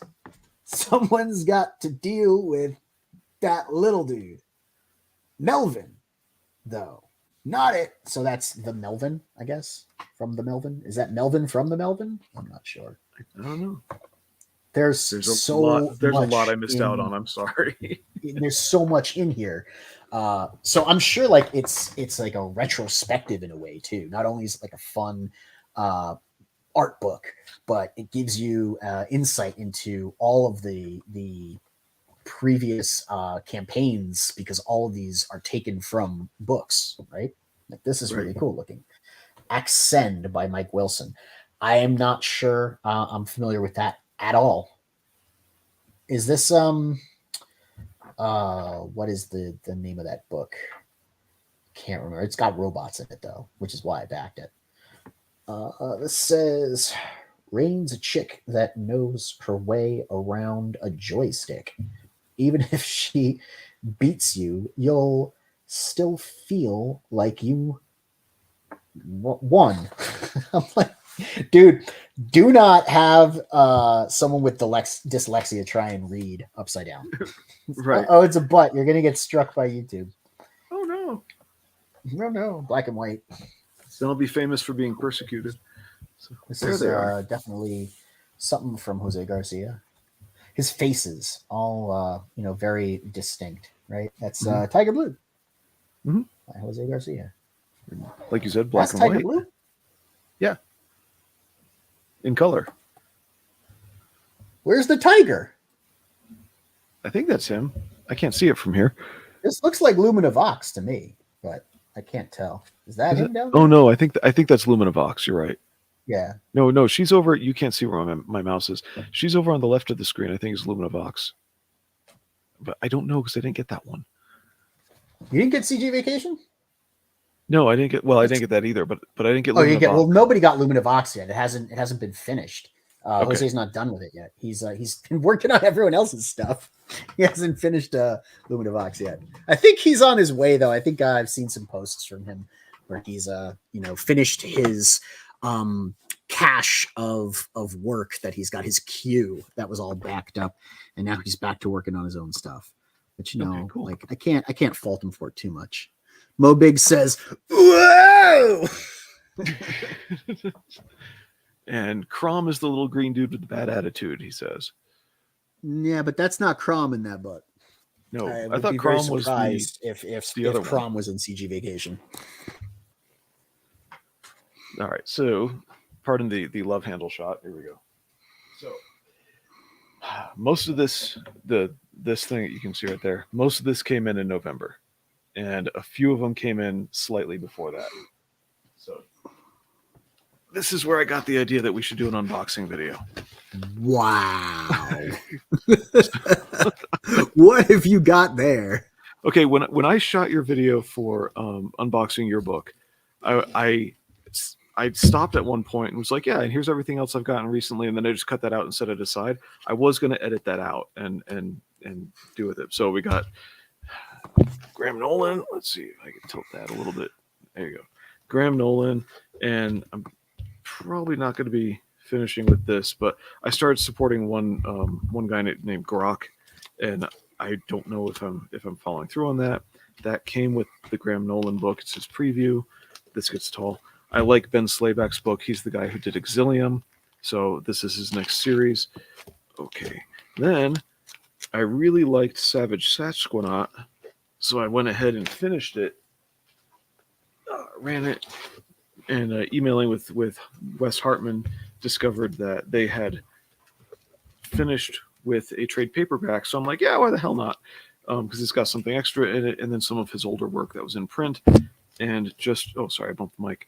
Just for being cool, I guess, I just missed by minutes buying something in print copy. And Wes was very generous with me and found one, signed it, and sent it to me anyway. Oh, that's really cool of him. Yeah, he's like out of this #1 now. But yeah, he's a really, bumped it again. He's a really nice guy.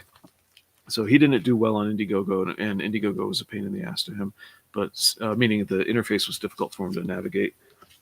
All right, making little piles. There we go. So Tropical Magics came in. Not kidding. Posse Fugitives came with Magna #2. A whole bunch of stuff from, what's his name? Peter Samedi popped in. Luke came through with his remastered trade paperback. I'm Ace Volume 2. Ace. Yep. Yeah. I got all these too. Yep. And I had to actually contact Professor Geek because he forgot to send me my books. So his old Tales from the Stack came in. I mean, this all showed up in a month. Holy crap. That's a lot of stuff to have show up in a month, man. Yeah, it was. Oh my goodness. So many bugs. I actually got 2 covers on this one. This is the same book, #4. Trade paperback for 1 through 3. That's the other Common America.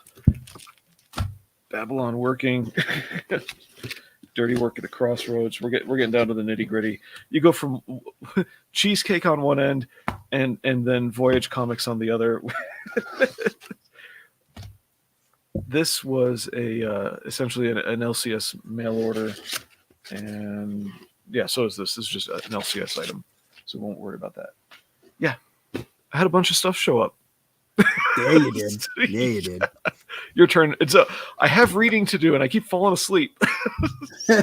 Well, I mean, we're all busy, right? Well, that went on the floor. All right, let's take a look at this. Here we go. Not present. Thank you, Derek. Thanks for your book. I appreciate you sending it. Right, here we've got something for Global Frequency Studios. That's us. We're Global Frequency Studios.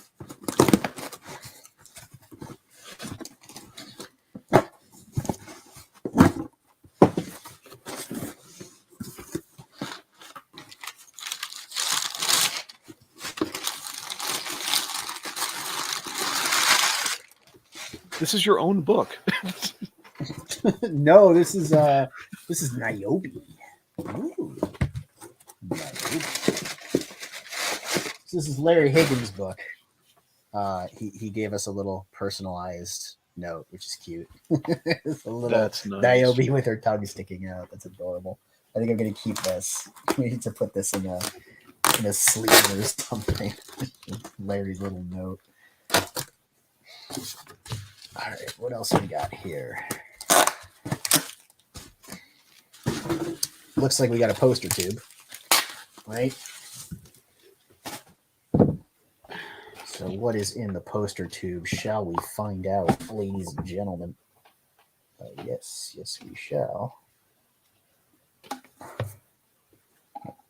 Be very, very careful with this, right? We don't want to. There you go. Knows what's in here. Here we go. Come on, push.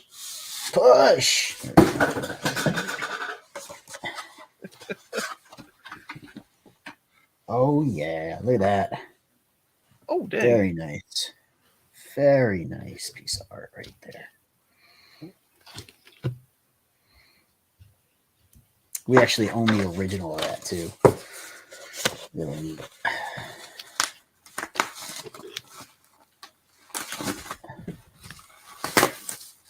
And we've got lots of bubble wrap. Can never make sure these books are too well protected. Lots of tape too. Larry has a affinity for Scotch tape, it appears. Sometimes you can't get it all undone. Right? So another thing that I love about Larry's, all the covers, right? Like it's Kickstarter. You got to have a million covers on Kickstarter. Look at that. The foil, right? Really pretty. The boobies. I'm a huge fan. Niobe's great for that. Like Niobe's got definite fun style. I will confess, I haven't read a whole lot of my Niobe comics. I look at them more than I read them, and I appreciate the cover work. But I do have enough now from the catch-up tier that I did earlier this year, and just one of the reader like covers that I have that I can actually get into this series, which I've been meaning to do, and just fly through them, kind of binge them like they were Netflix comics, right? But very pretty. If you don't know, Niobe's in previews now. It's in stores.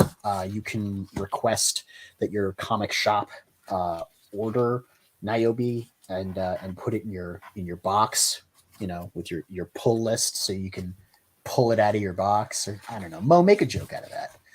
Come on, Mo. So really nice to get this from Larry. Thank you very much, and I will finally get to read one of these awesome Niobe comics.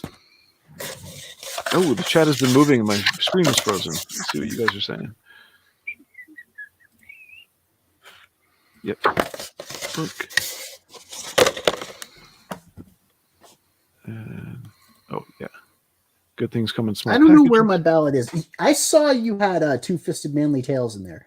I got to see the cover of that for all of 30 seconds after we unboxed it one day, and I haven't seen it since.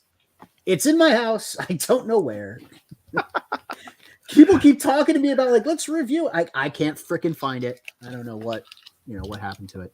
But if Ballad's here, I'm gonna try and find Ballad too. If you got yours, that means I must have gotten mine, right? Yeah. I tend to get a lot of things last. So we got some of that spot gloss that we like right there. The lamp that's right here burned out, like right as the stream started. I turned it on to see how if it would be over bright, and it just popped. And I'm always the one to do the proper breaking in the spine stuff. And okay, there we go. It's lots of different styles in here. Oh, I need to move. Which way? I need to move the camera. There we go. Yeah, let's go here. Give you a moment off the camera for a moment. Hey, no problem, Derek. If you're gonna put out a good looking book and promise an interesting story, we can't help it. We just back you. So Two-Fisted Manly Tales has so many things in it. Bunch of little stories, right? Yeah. It's tough to do an anthology though, from what I'm hearing from a lot of the people who have done anthologies. Like they I've been hearing about the perils of putting together an anthology. And a lot more goes into it than people may be aware of. Although if you read a lot of anthologies, you as the reader are probably aware of just how much the placement of stories matters. Yeah. This one's a little bit different. The coloring on this is a lot more. It reminds me of 90s computer coloring with just the way everything is very hyper gradated. Very narrow gradations followed by wide ones. So this one's different. Who did this? If I can find it. This is Nate Lemon. Story by Mike Barron, art by Dan Lawless, and then lettering. I guess it's all Dan Lawless for that one. And this is back to more traditional.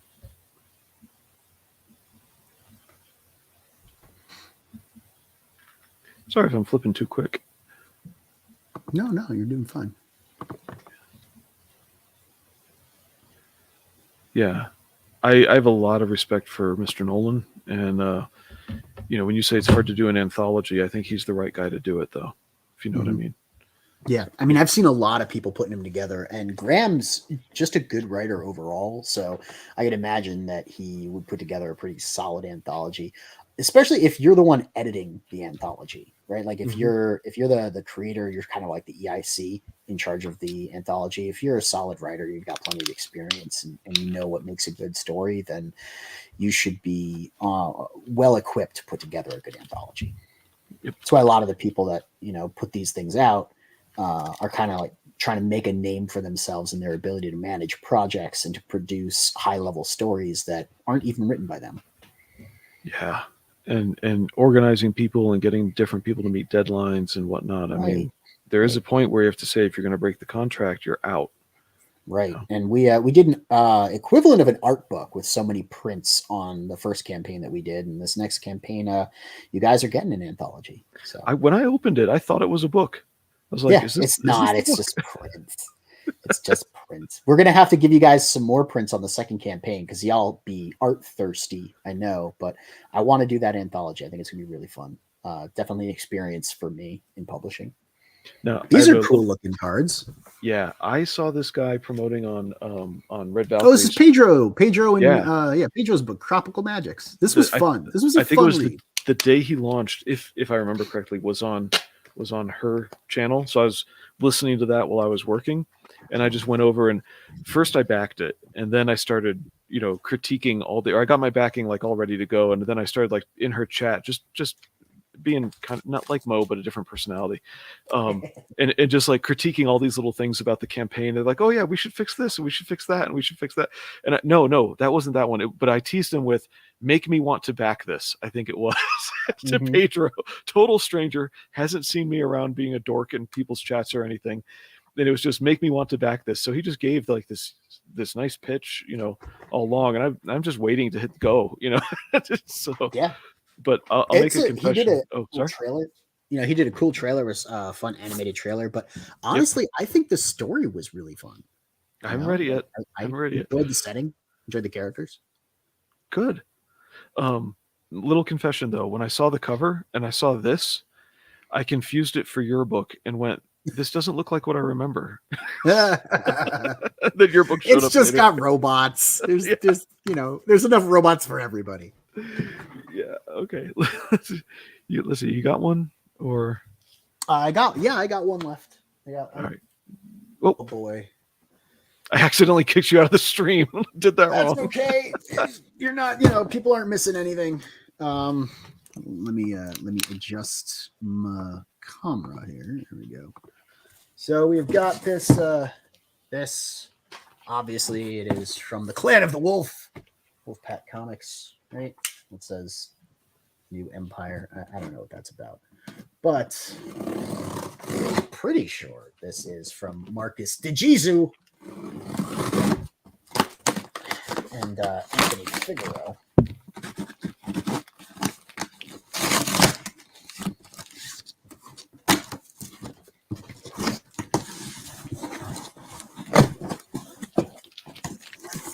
Okay, here we go. We've got original art inside the floppy cardboard.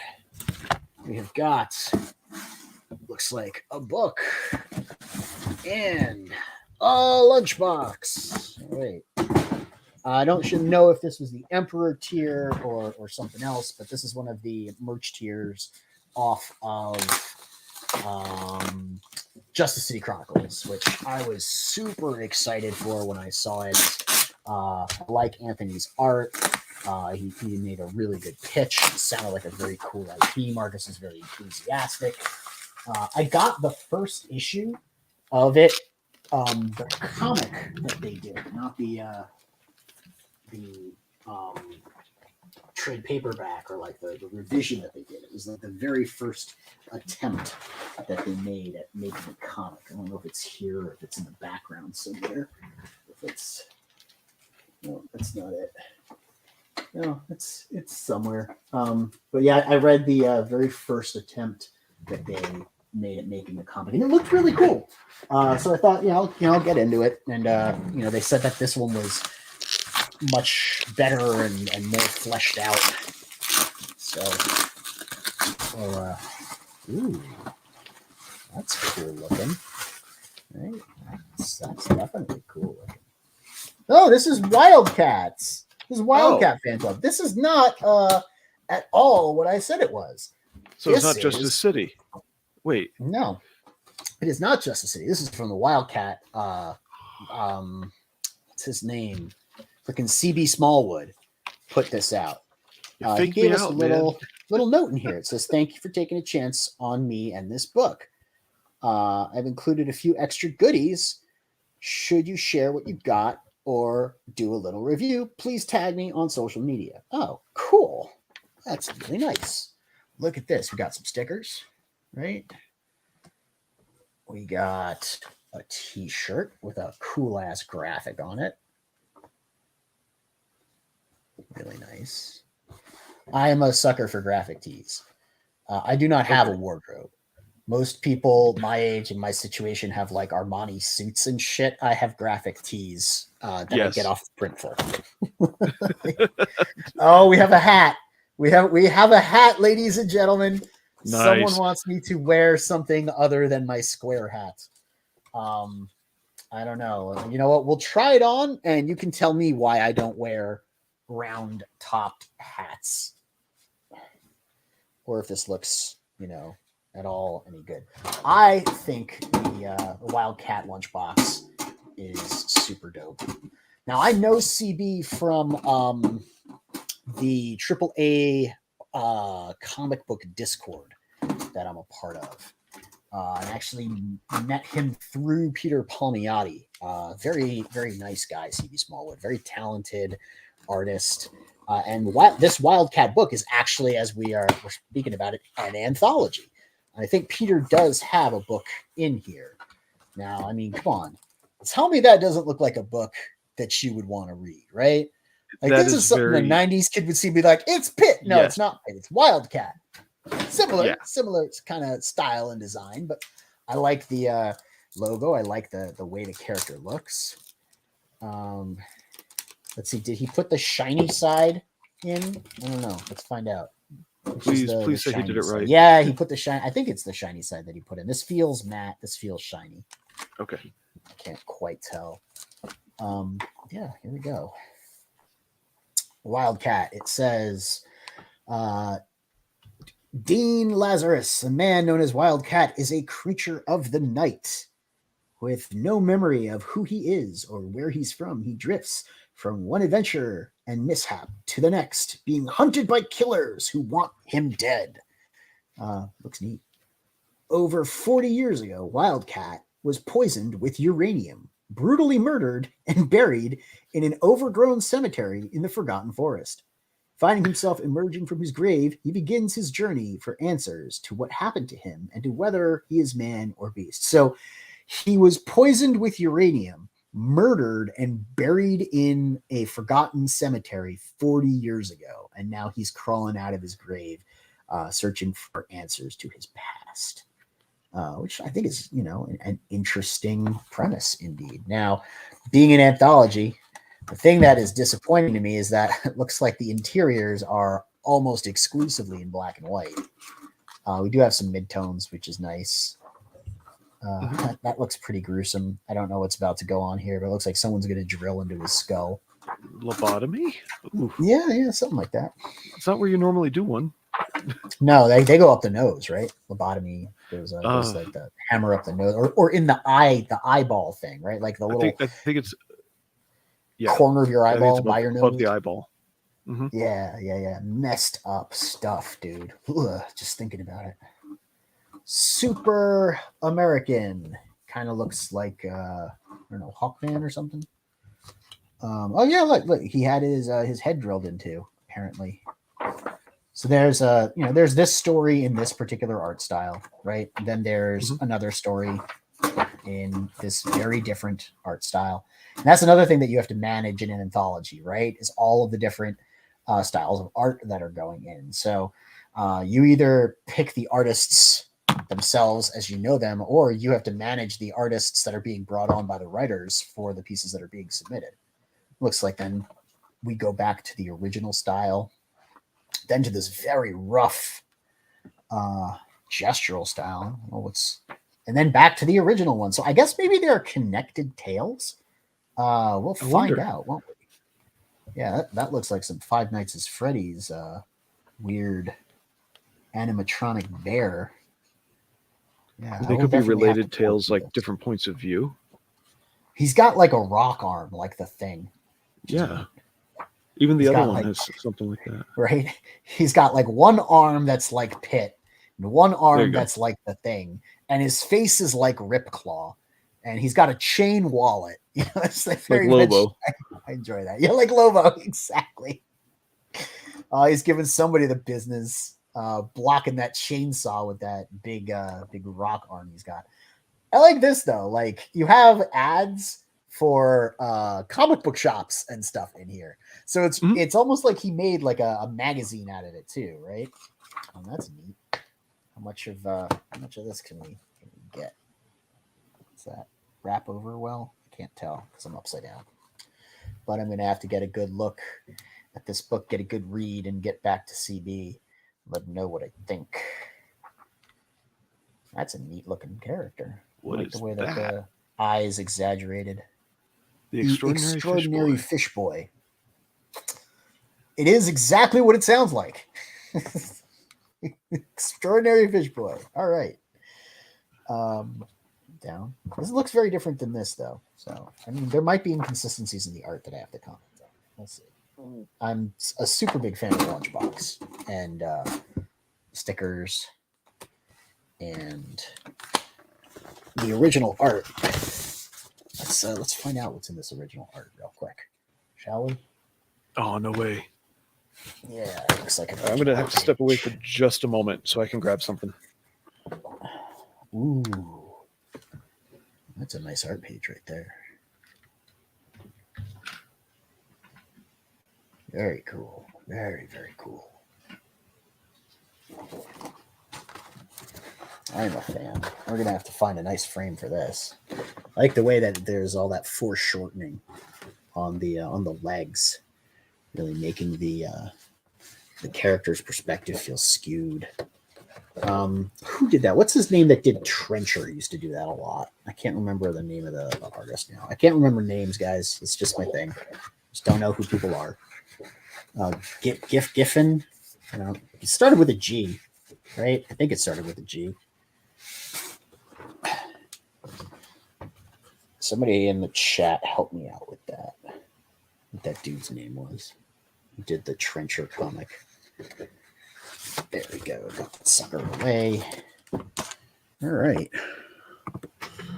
Well, yeah, there we go. Hey. So, what do you think of my my round hat? Right? Do you like Neff with a round head?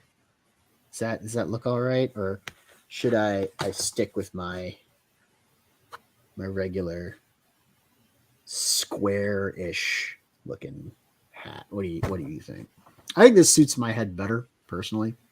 I always feel like I have like a weird squished round head when I wear hats like this, but I don't know. Give me your opinion in the chat, or Neff, we don't care. This isn't a fashion show. Do what you will. No, it's good. It's good. The hat. I missed the past 3 minutes. I'm sorry about that. I had to. That's all good, man. Run and grab. You're allowed to cut out on your show if you want. All right. I'm just. Oh, what's this? What do you got? That looks like Embrace art right there. Yeah. No, this is just a poster. So I told you I sleeved up a whole bunch of all these guys. Oh, right. Yeah, you told me. Yes. Yeah. So let's re-aim this. There we go. Get that out of the way. Let's just do a better job overall. Okay, move that out of the way. Move the keyboard because I'm typing to so many people. I really need my keyboard right here. Hey, look, you got another lunchbox. Very side of the room. There's a mouse. That one's gonna fall and knock everything down, and I'm never gonna hear the end of it. No, she will not let you go on that one. Ever. I should take All it right. down because I know that's gonna happen, but I'm not going to because I'm a man. And we never admit our mistakes. Now, I don't know if Mike Odin is still here. I doubt he's still here. He's Dude, not she's here. never going to let you hear the end of He's that. got- he's This got thing it. was curly for so long, and it's made on such relatively thin paper. It was such a pain to get it in here to keep it safe. This one, it is very thin. But okay, so World of Golma, I think. Buckler. What's his name?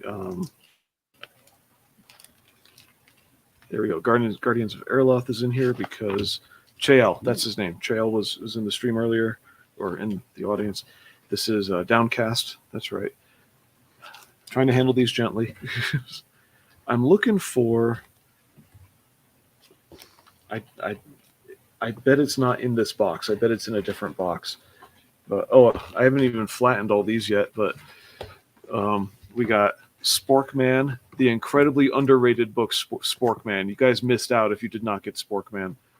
So more stuff from I missed Elysian out. I'm gonna have Fields. to catch the next one. Yeah. Well, he had a spin-off book he did, and it did not fund. It's Butch twice. Cleaver's, right? Mm-hmm. Yeah, I remember that poster. Is your Butch Cleaver poster? Yep, the wanted poster. That was cool. It's a map, right? Thomas Valiant map. Yep. This is Thomas Valiant stuff.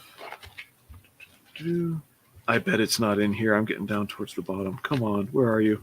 Which one are you looking for? I am trying to find the original art from Stump because I'm actually really proud of that page. You're looking for. All right, let's do this the quick and dirty way that's not entertaining to anyone. And Mo is going to type in, why does Blue think this is entertaining to anyone anyway? So he's gonna bust your butt about the being quick and dirty is what he's gonna do. yeah. All right, let's stick this down here. It's just gonna really rip I guess into right. me I've for got touching the side of the set. I've got the wrong box, but I might as well show you guys something cool. Dave Swartz, not Schwartz, Swartz, SWAR, did Confederate Monster, and he put out these posters on paper that he aged. Like, this is the coolest thing. There you go. Yep. Right here. We just did a review on it. Oh, good. There are so many channels, man. I cannot keep up. Oh, we haven't put it out yet. I've been editing it. It's the show Adam and I have been doing. Okay, Rebel this Frequency guy is nuts. What he did for this book, I can't remember the name, Ultimate Champion, something like that. This and the previous one, these are his stickers. Whoa. Yeah. Like those are actually stickers, or those are posters stickers. of the stickers? Those Dude, they're too big. Where are you gonna put those? I don't know. Oh, you'll enjoy this. Because I'll enjoy that. Hey, now that's saucy content right there. I know. I'll get struck. There's a little too much shading in the wrong place from the Book Thrashers. Okay, so here's the big tease. I meant to come out and say, hey, here's this piece of original artwork, and I don't remember which box it's in. So. She got us all built up and wanting. I'm so sorry. And, you're gonna leave us. Hey, that's why they call you Blue Samurai, right? You gotta leave us with them blue balls. So anyway, this guy doing this book that I flashed by a little while ago, Dominion. This is a retelling of the Book of Saul from the retelling of Saul. Yeah, it's from Kings and from the Old Testament, and it's all about Saul. This one came with. I mean, this time he put out bookmarks. I don't know why I don't have bookmark number 1. Yeah, but I think bookmark number 1 was supposed to come somewhere else, and then there's 2, 3, 4, 5 like that. These are all the Space Marines. This is retelling the Book of Saul in a sci-fi format using animals that are, and anthropomorphisms that are representative of the characters. So he's got, and it's Terminus Media, so really cool shiny stickers, stuff like that. You like stickers? Neat insignia right there. I like that. And this is just issue 4. This is 1 through 3. I asked him about the limited edition and are they still available for the floppies. He said no, but the limited edition or the collector's edition content he did put in the in this, which is some of it is the special edition or whatever. The content for that is actually just like Bible study notes or something like that. So but he put that in the trade paperback. So just to show off, that's the blue one. There's the limited cover. So number 4 here, just to show it's sci-fi for retelling the story of one of the kings of Israel. Really cool. Now I was going to say they just did a TV show about that, right? Called Better Call Saul. I think that's something different. It's entirely different. But yeah, just showing off this guy, Dr. Bell. I mean, he's got a team together, does good artwork, stuff like that. Thought I'd show that before we close up for the night. Very neat. It's definitely solid art. I would love to hear your thoughts on it as both just a sci-fi story, but also how as a retelling / adaptation, how successful that was. Yeah, I'm not excuse really. me, sir. Who gave you permission? Nobody. That's why I took it back down and put it on my side because I know you're going to scream at me when I come upstairs.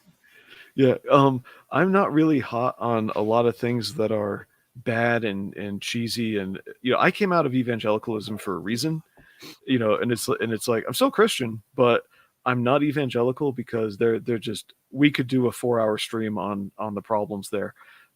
So when I see somebody do something high quality like that, it better be a good read when I sit down to read it. Yeah. I definitely want to hear what you have to say about it then, because I think a lot of times things fall short because they try to adapt the Bible or be biblically like authentic to the Bible.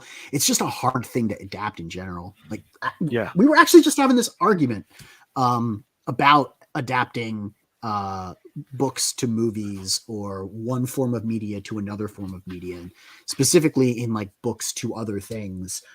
You lose a lot of the context and the minor details that the author thought were important to include in the story, and you lose those if you're adapting it to another shorter form type of media like a comic or a film, because it's going to take a lot less time to watch the movie than it is to read the book. Unless the book can be read in that amount of time, you're going to lose those details, and that's an important part of the reading experience. So for the Bible, I don't know, can you get through the Book of Kings, the story of Saul in the number of issues that it takes to tell that comic book? We'll see, right? You'll let us know. I don't know. And I don't even know where he sits theologically, because I've heard people tell David's story in the most twisted way possible. They always, if you go into a church, this is for people, I'm talking to people non-Christian for a moment, or even if you're Christian, I don't care. If you go into church and they say that David is an allegory for you, leave that church. They're getting it wrong. That's not what David foreshadows Jesus slaying Satan on your behalf. Not you need to try harder like David. They totally get it wrong, and they make the Bible about you, stuff like that. So I don't even know where this Dr. Bell guy stands theologically. I just thought it looked like a good sci-fi effort, and I said I'm gonna go for it. And of course David isn't Saul. That's he comes later. but yeah, I'm pretty picky on the theological side now after having been through church abuse and stuff like that. Let's just say I grew up resulting in a way that resulted in PTSD.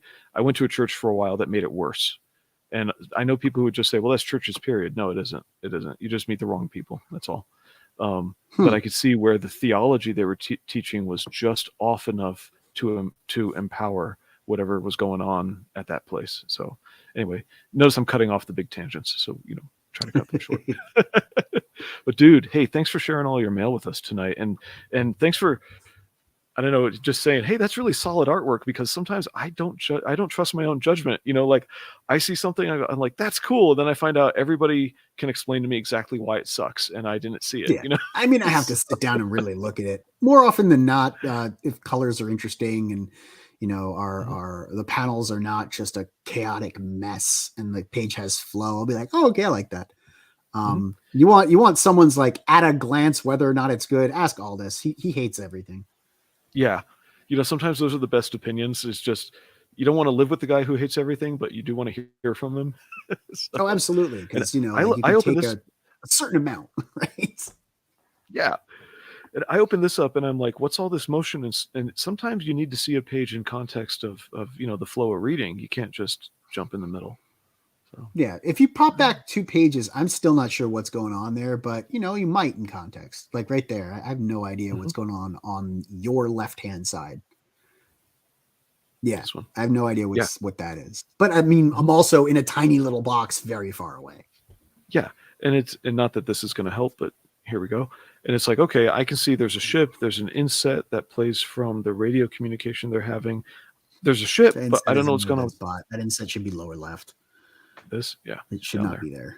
The way that the way that he's moving the lines on those diagonals, honestly, it should be the inverse. That diagonal panel border should be facing the other direction.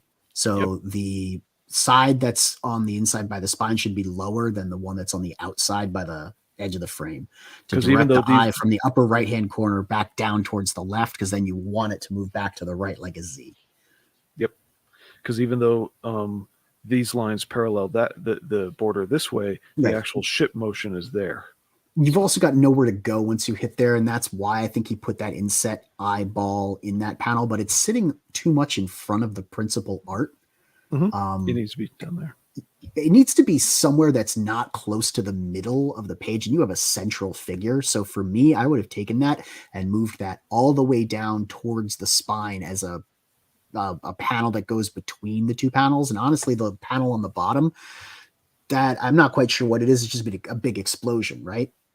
I think they're like jumping to hyperspace or something. It's 3, 2. Okay. The lettering is 3, 2, 1, and complete. Wait. Computer shields at max, and then maybe she explodes or something. I would have done this page differently.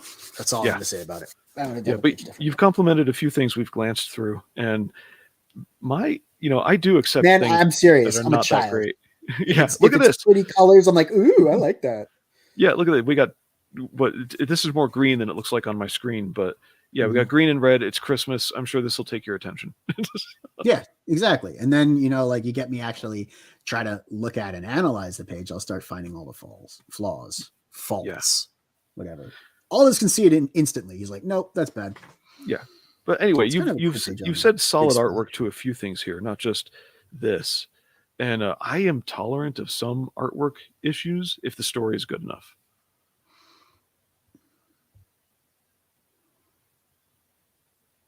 That looks inconsistent to me. It looks like the art on the right-hand side is very different from the art on the left-hand side. Over here? Yeah. Yeah, this is all outdoors and mechanical, and this is indoors with...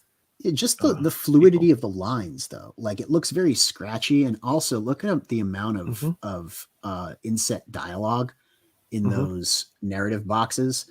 I don't know whether or not his narrative boxes are always blue. Oops. Or who's talking there or doing what, but that's a lot of exposition, and that's a lot of exposition placed awkwardly. I don't know. I would have done lettering differently, probably pared down the dialogue more than anything else. Get yourself a good editor, get rid of some of the unnecessary words in those big blue boxes. Now this, you see how it's all smooth and clean and up here, but out here, it's not just that this is gritty. I mean, it's outdoors. It's going to be dirtier. Whatever this thing sticking up out of the ground is, but it's like it feels like an entirely different art style if you look at the ship. Yeah, like the computer helped them too much with the construction, kind of thing. Yeah, and then at the very bottom, you've got those 2 anthropomorphic characters, and they look entirely different than the art that's above them. I don't know, like if you really want me to give a feedback on something, you got to ask me to look at it thoroughly or actually read it, because otherwise I'm just going to kind of look at something and be like, it's pretty or it's not pretty, or there's a lot of words. It's comic books. Comic books are a disposable medium. Oh right? yeah. Ever since comic strips, you look at them and the next day you wrap fish in them, right? Comic books, you read them and you throw them away. The only reason that we have Action Comics #1 being so valuable is because a lot of people think Superman is important and they place significance and importance upon Superman #1. It's the same reason that we have like Vincent van Gogh being expensive, because people place value on that, you know, and also he's pretty good when it comes to like art theory and art history, but there's a lot more crap in comics than there is good, you know, and the definition of good is very much subjective. Now here, by the way, notice that, I mean, obviously penciled all this, and then here computer drawn mechanics. All the machinery looks computer drawn, while hand pencil is in all the other panels. Yeah, and it's a little bit inconsistent there. are we getting distortion on the like?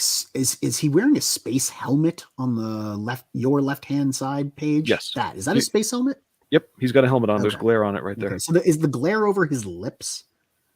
No, but there he is lit from below. There are lights along here. Okay, because that's I'm seeing just some sort of weird color choice there. Also, when I look up, I mean, I'm looking down at my book, and then when I look up at my screen, a lot of differences are amplified and not coming through clearly. So the contrast is a little excessive there. But by the way, we've broken 2.25 hours.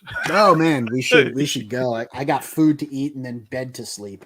Yeah, I need to sleep, and I've got books to read. Forget reading, man. I'm just gonna eat and sleep, right? Yeah. Hey, man, thanks for hanging out. Probably take this upstairs. Good. Which one is that? I want to look at the Wildcat because he specifically asked me to take a look at it and get back to him. So I'm actually gonna spend some time with it. Cool. Hey, Felix Haas, thanks for being here tonight. I know some people have come and gone, and maybe more have gone than have arrived. But Mo, I think we chased him away and made him bored. Yep. But I appreciate you all coming by to see what we're doing. I don't know how to end streams other than to push this little button. Thank you so much for tuning in. Like if you've enjoyed the content, subscribe if you haven't, click the bell for notifications to find out when we go live next, and tune into the frequency. We'll see you next time. Wait, what is the name of your channel before we go? Oh, it's Global Frequency. It's not important. Okay, look them up, find them. Thanks for being here, guys. Right. Bye, everybody.